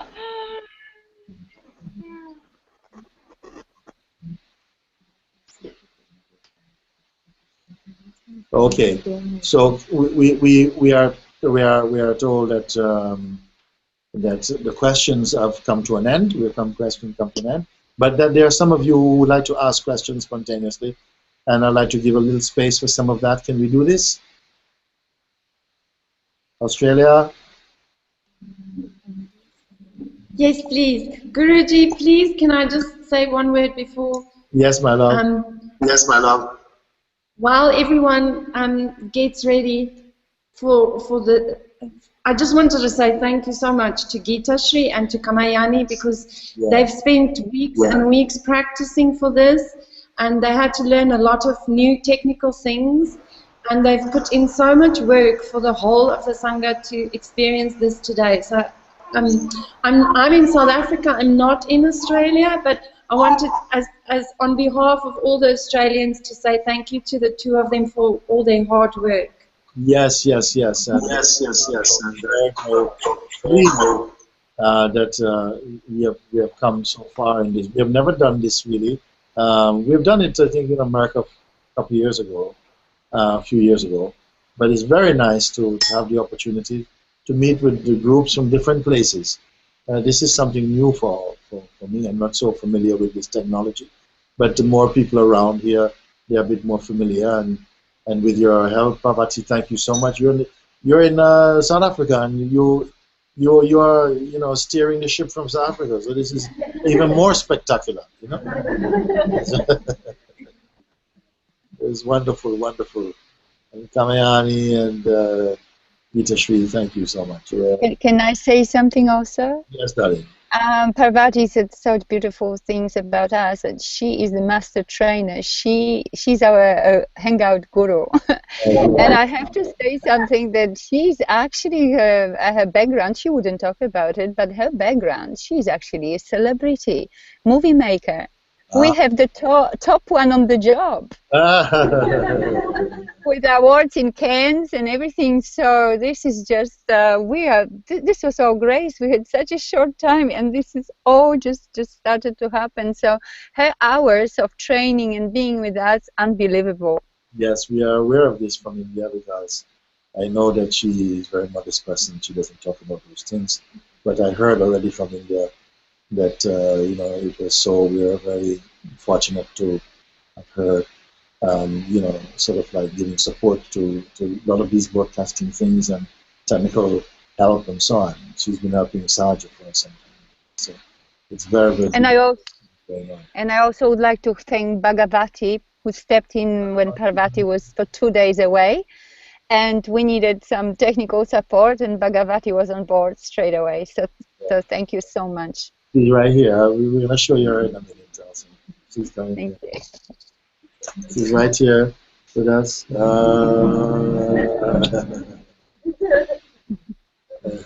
So great.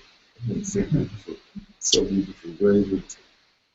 So maybe we'll take some little bit and we'll bring some spontaneous questions and see how that goes. I saw some angels flying around. Okay, here we go. Claire, is that it?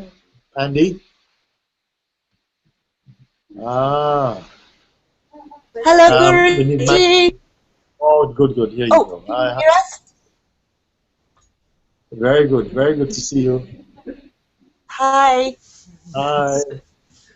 Guruji, hello. Can you see us all? Yes, I can. Yes. Very good. Wonderful. We love you so much. Yes, we love you. It's so great to see you again. Very good. This is Andy. She has a question. Okay, hi Andy.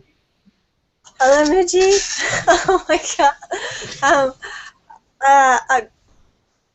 I don't know what to say now because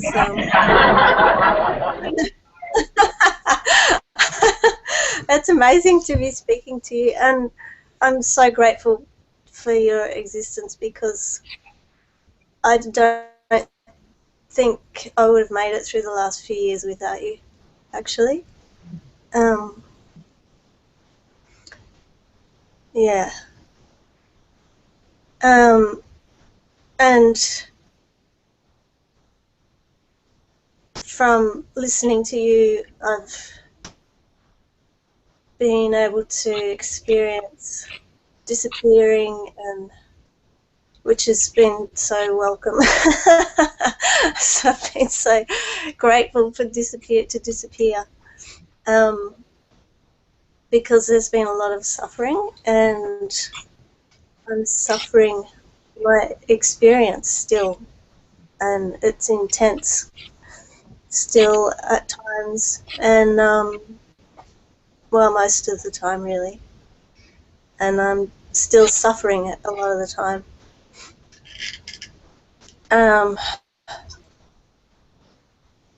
And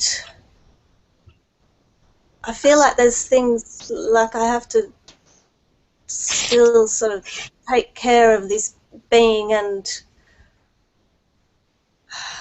okay. I feel a bit confused about what I'm supposed to be doing. No. It is. I'm right with you on this. I have to say that there are many stories of awakenings and awakened beings whose story can overlap and fit quite accurately with what you have said just now.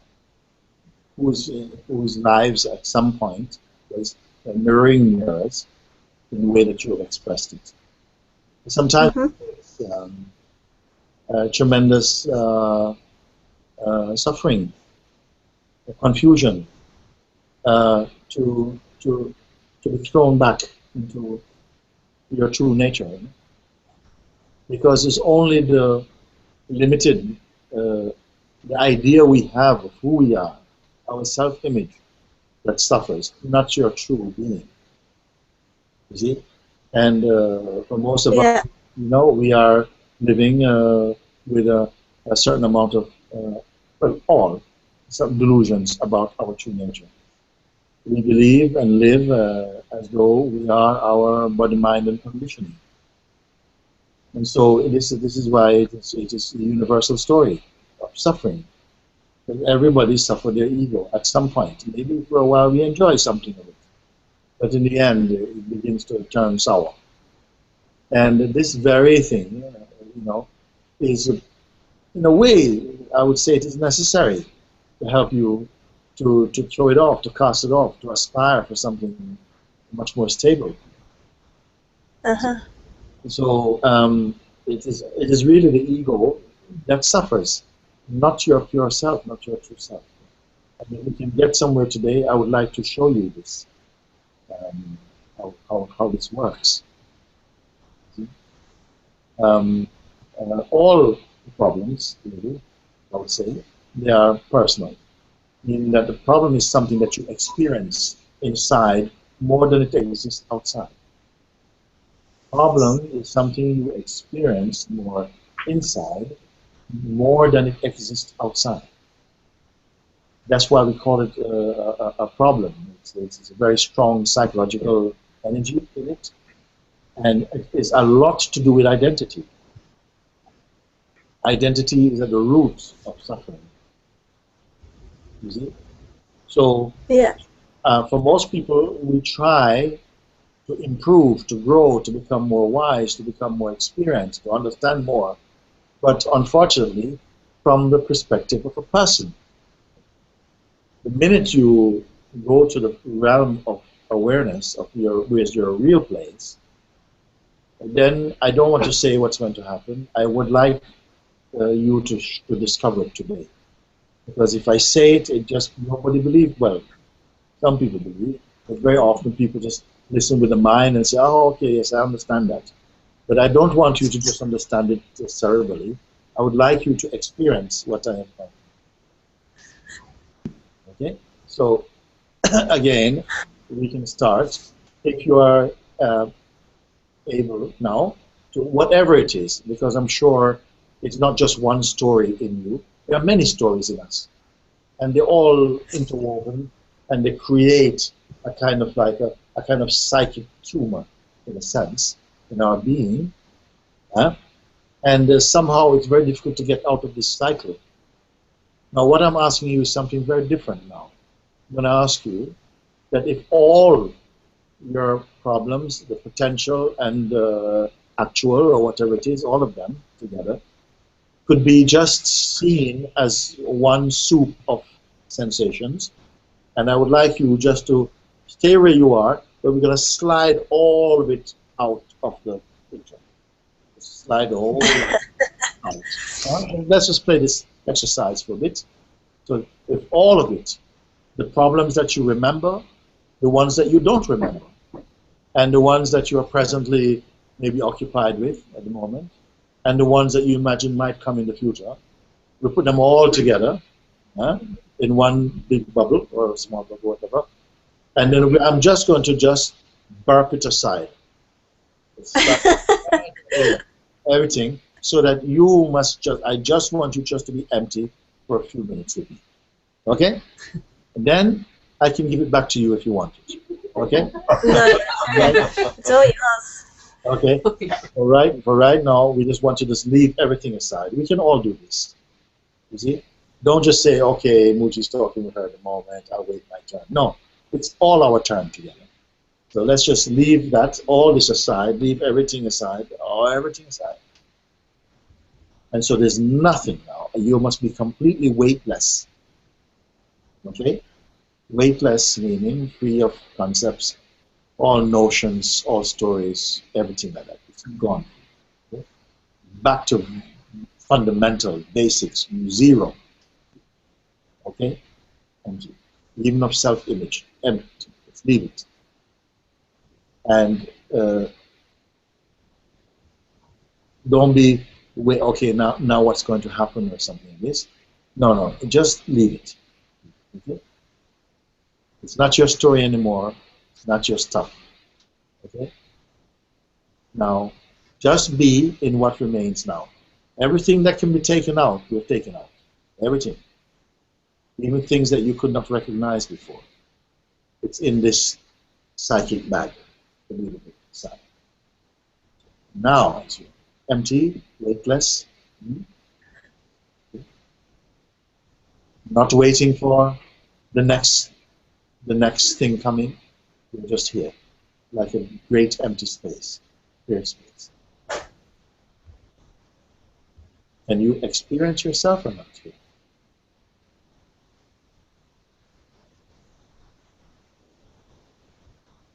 Mm-hmm. Yeah. Now, do you feel you've lost something very important?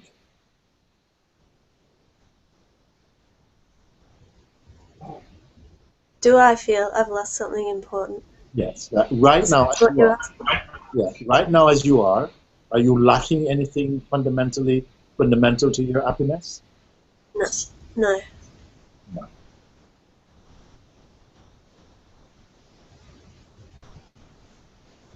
Supposing you could not have any of that stuff back, would you be fine to just move on in your life as you are? Oh, yeah. Yeah.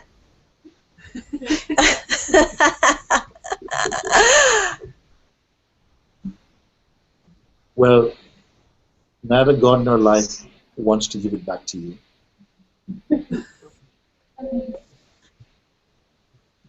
I'm so happy to hear that. Yes. You don't have a responsibility to carry that bag around with you.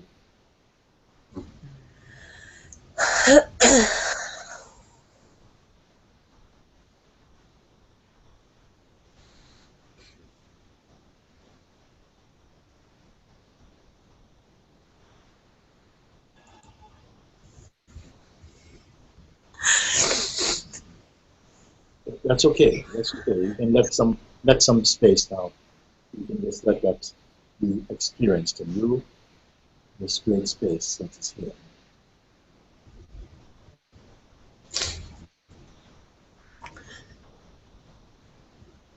You have no past, no future, no story. For the moment, you're just here.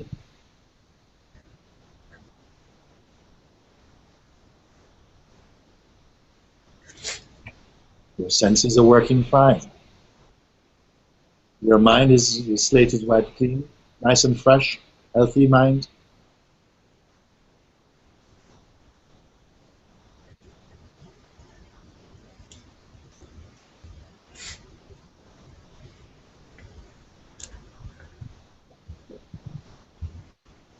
All the liberated beings.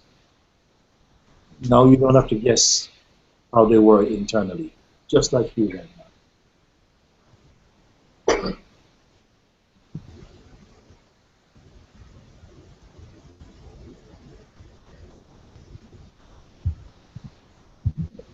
They had a story too one time, but they just left it. It's gone.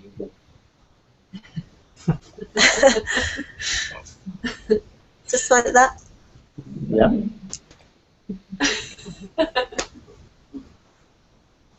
The person is part of the luggage also. The person, because if you identify, this is what and you have a tight picture of yourself, then it will bring the bag back. So the person is left aside, and you see, person free. Is anything missing fundamentally?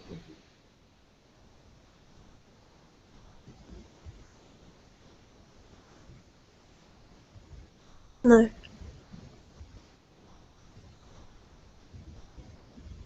You can stay like this for all.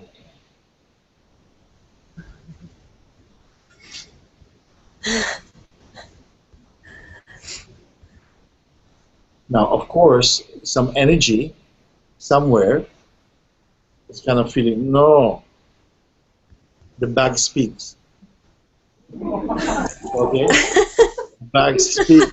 Bag says, you and me, we go together. You're not leaving me here, baby.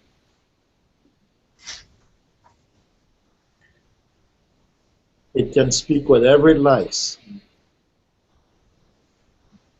But if you don't pick it up, if you recognize, I'm free like I am, I love how I am, I don't need one safety pin from your back.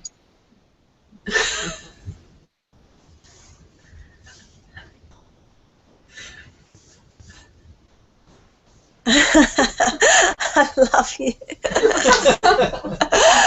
I'm so happy to be able to talk to you. Yeah.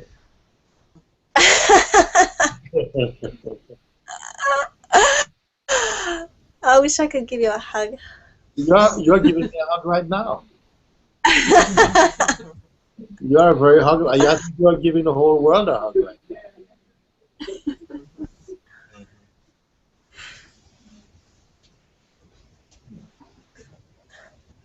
Are you imagining this? You think? No.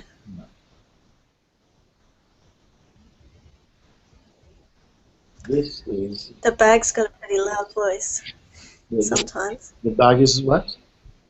It has a loud voice. It has a loud voice, yes. Mm. Does it matter? Only if I let it, I suppose. Yes, you've said.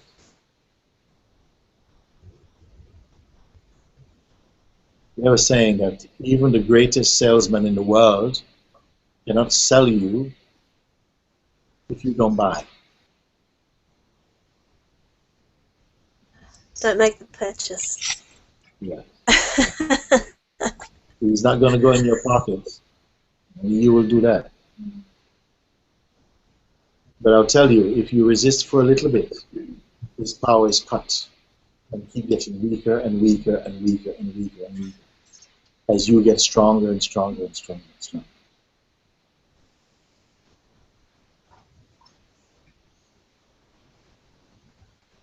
And you always have the advantage.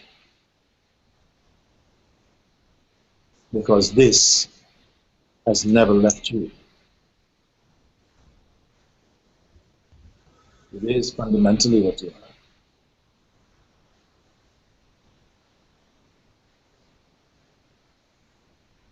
You cannot divide or separate from this except through your mind.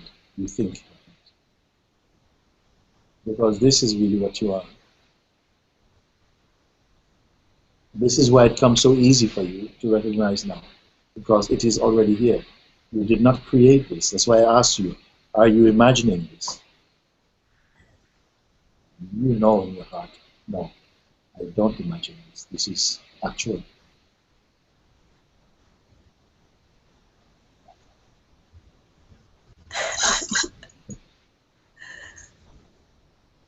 Thank you. This is called winning yourself back. They say this is winning yourself back from the grip of delusions. And it's so easy because here you've always been whole. If you don't get it, you spend a lot of time trying to complete the person. But the person is never complete. This is complete. This is not a person.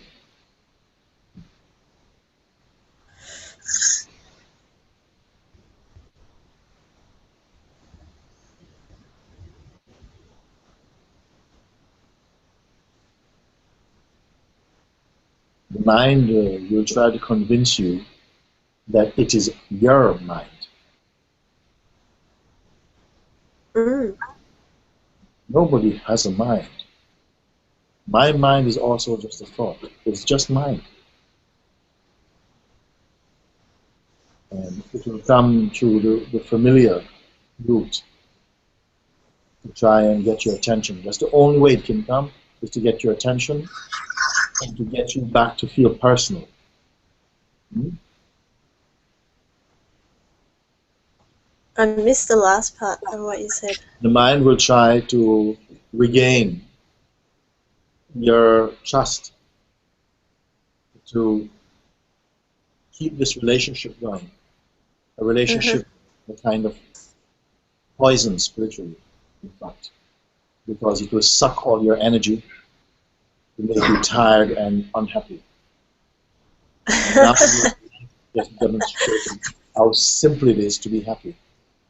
Immediately, in fact, because you discovered yourself. This is not a self-improvement course. Because my body has been quite severely unwell for a long time. Yeah. I get caught in striving after healing. Yes. And it actually, well, hasn't worked thus far, and it hasn't made me happy either. Yeah. Much of our even much of our physical malfunctioning and problems do have some psychological side to them. If you are happy again in your nature, in your being, your health will improve.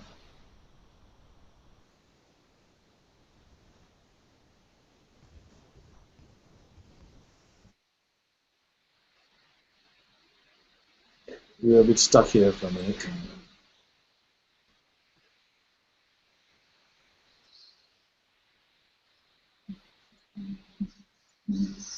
Guruji, they're in the middle of nowhere on solar power, so they might just have a slight signal issue, but they will be back in a second, I'm sure. Okay, okay. Yeah, I know this. Okay. So, all right, we can. We have time only. There's 2 more questions, and then somehow we will we'll come to the end of today's session together. But I feel that you have heard it in your heart what needs to be heard, and you have not missed anything fundamental. So, only thing left for me to do is to re-offer you your bag. Do you want it back or not?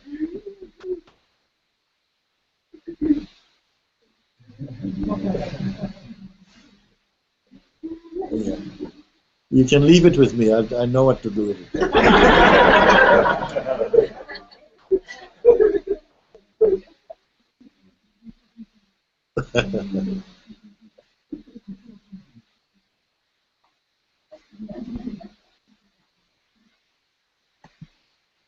Very good. Hi, darling. Huh? Ami? We've been muted. Hello. Hi. Hi, darling. Okay.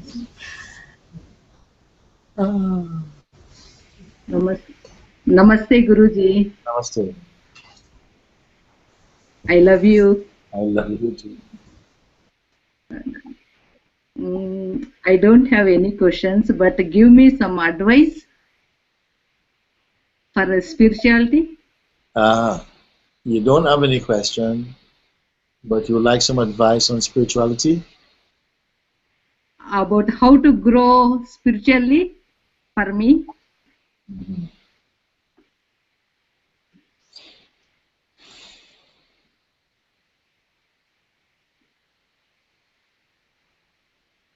It's not the right question. Oh. It's not the right question. The question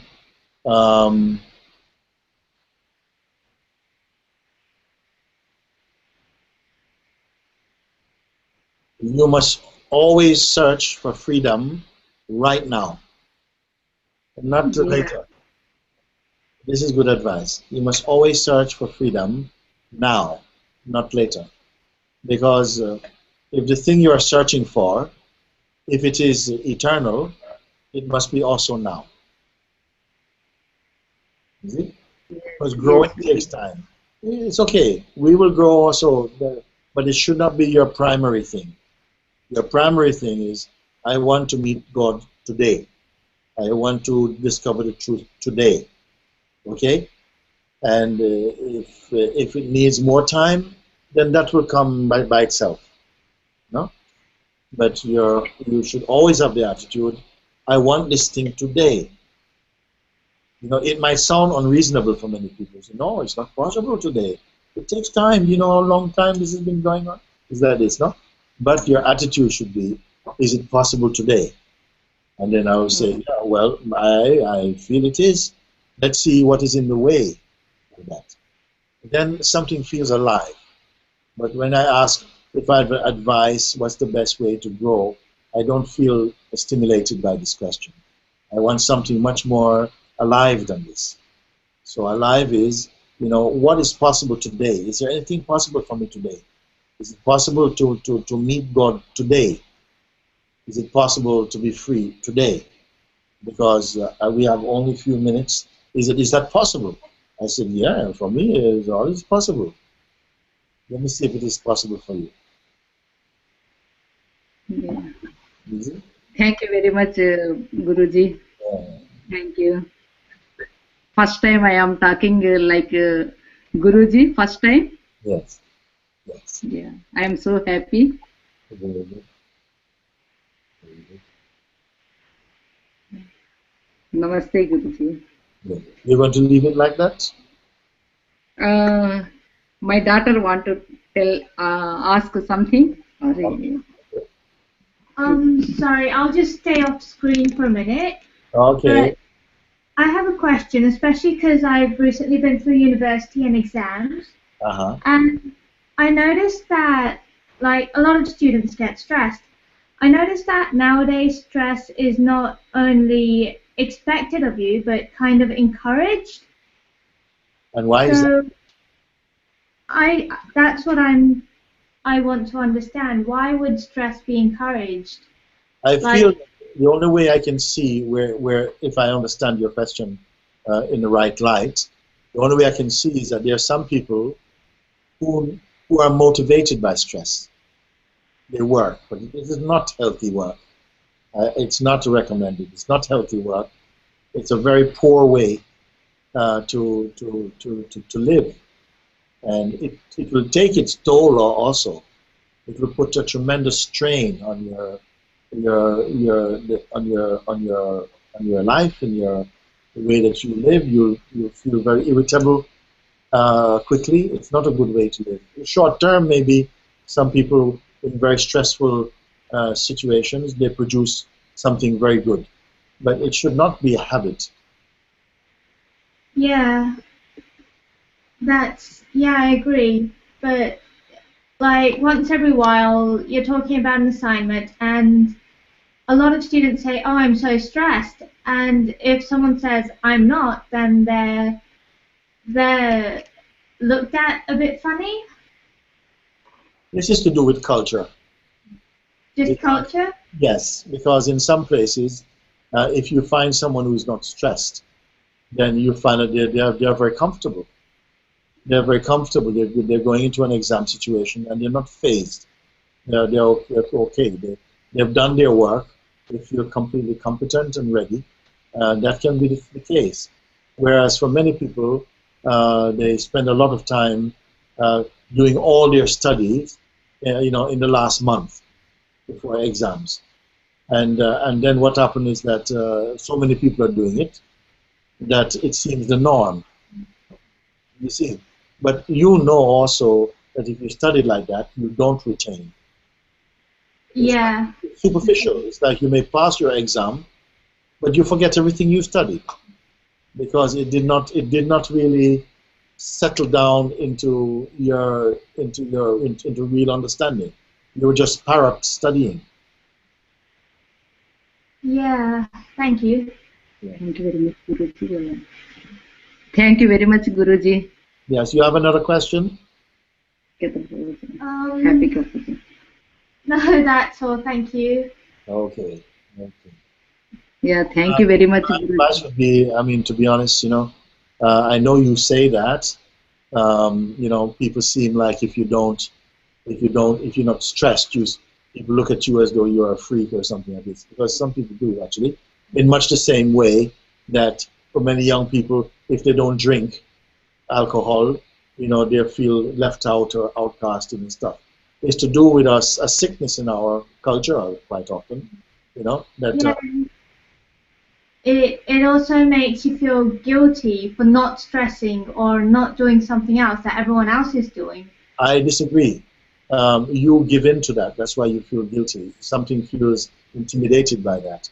But you must trust in your own inner strength, because eventually there will be some people who will come and they will look up to you, and they say, you know, thank you for being strong, because you know I'm also under a lot of pressure, a lot of peer pressure, and thank you for being strong because it's helped me. Mm-hmm.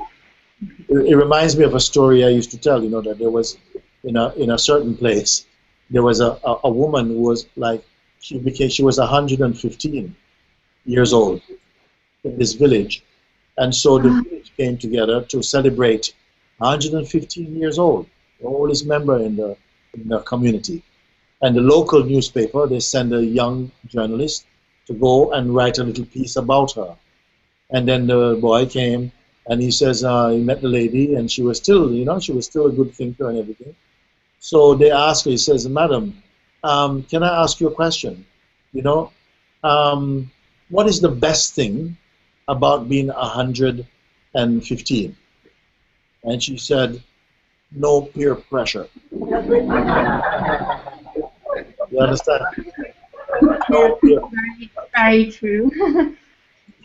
Yeah. So even there at that age, she understands, yes, yes, I don't have anybody to pressure me because they're all better than me. You know?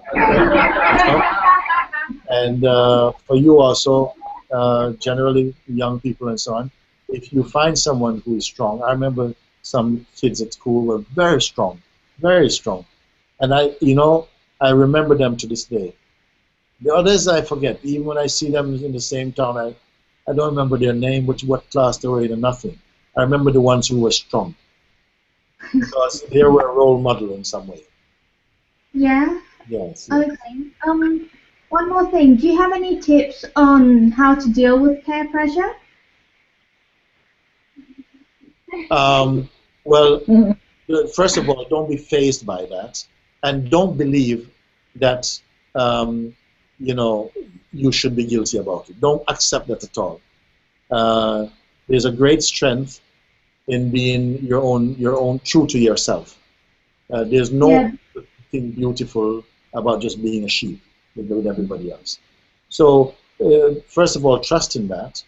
And if people say, "Hey, you're so boring," and so, learn to take that. It's nothing at all. It's nothing at all. It's just gargling. Okay. So don't be intimidated by that.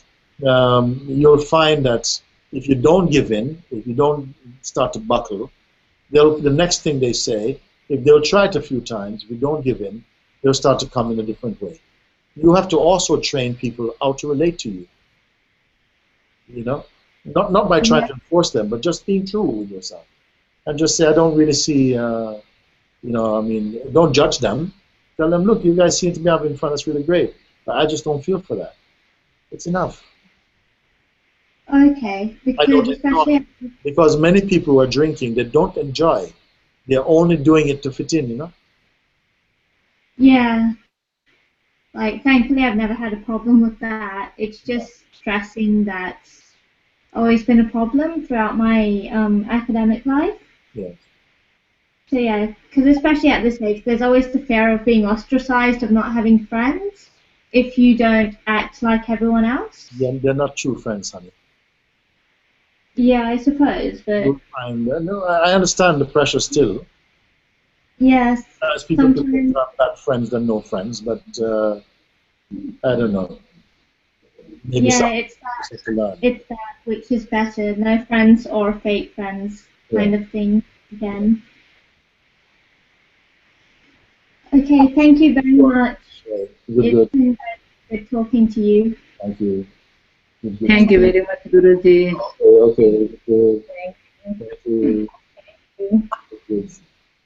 Thank you. So, yes, who am I speaking to? We met before. I mean, yes.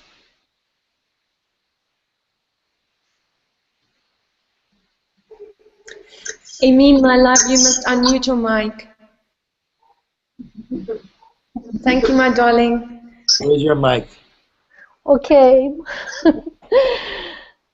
All my love to you, Guruji, and to my Mooji family in Sydney. Very good. Mooji, I want to check in with you. The seeker has stopped seeking. Yes. The questioner has stopped asking questions. Mm-hmm. The teacher has stopped teaching. Mm-hmm. All the cultural, all the conditionings, all the religious, all the construct is seen. So much has dropped and a lot has merged. And when I leave everything, and what's left, nothing is missing, everything is still here. There's this immense completeness that's not a completeness. There's this peace that's all the cultural, all the conditioning, all the... And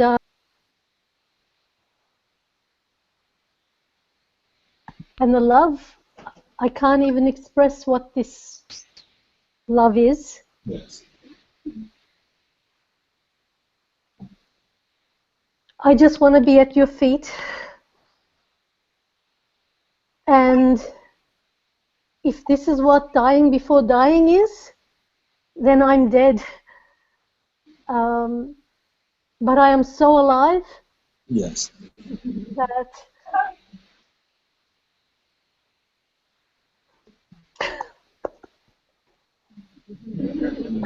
your words are like milk and honey. Yeah?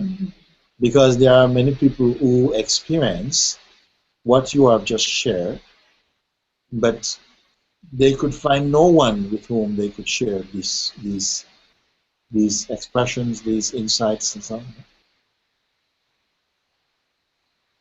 Yeah. And we are enriched by it because it reminds and encourages others, that there's a life beyond the ego. In fact, true life only is beyond the ego.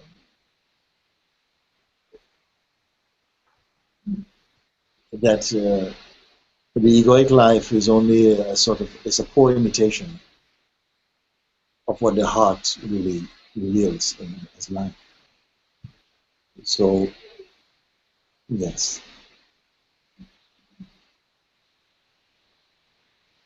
And even if you don't speak about this directly, your presence will speak it. Can you hear? You're frozen up again. Yeah. So even if you don't speak it directly with anybody, because also your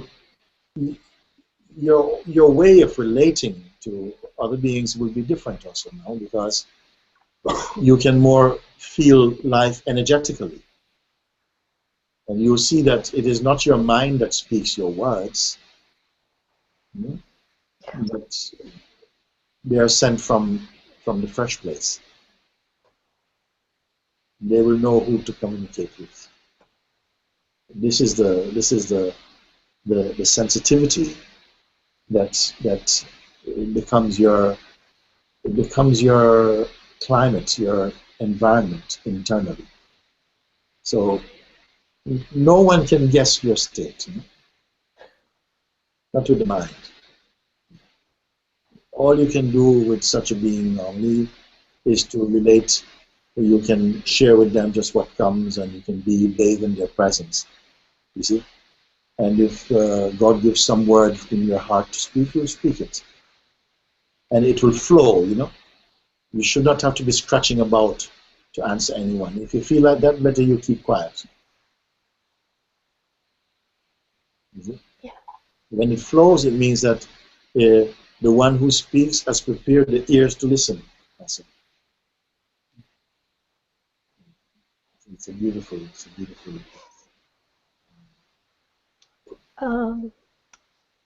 A lot of family and a lot of close related find it difficult to understand, and I've stopped explaining. I don't feel the need to explain.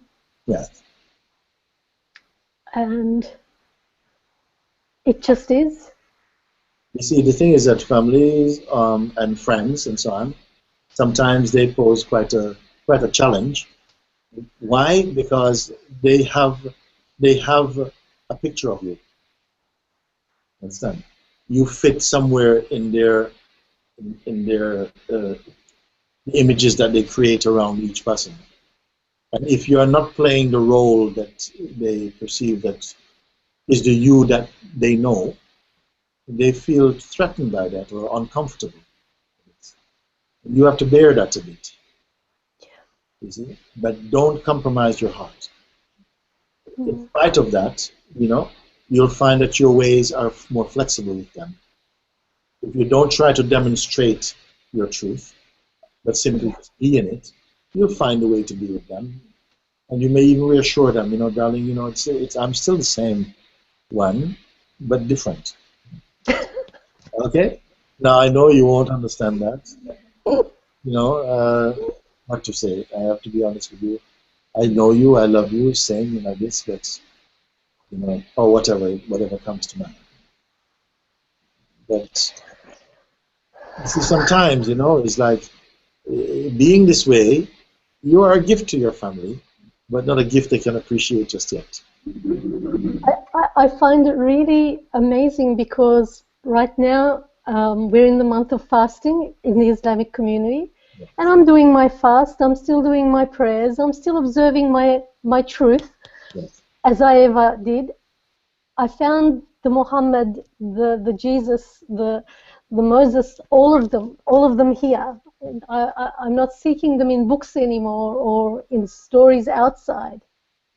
So I don't see a change, really, as people say. And so I can't. It just is, and even the struggle to want to be understood now, that's gone as well. Whether I'm understood or not, it doesn't matter. There is no other. There's just that, and it's understanding itself. It's almost as if Allah with Allah is going to Allah. It's all the one. It's just the one. And that expression that is expressed as me, as this one, sometimes I find it quite funny and almost like a joke or a teaser. I want to ask, who's this? Well, why is this? Not who, but why is this? But then that falls off. It doesn't stick. It doesn't hold. No question seems to hold anymore. But it's not a scary place. It's not a. Yes. It's just. Blessed are you. Thank you. Thank you. Thank you. Thank you. Very, very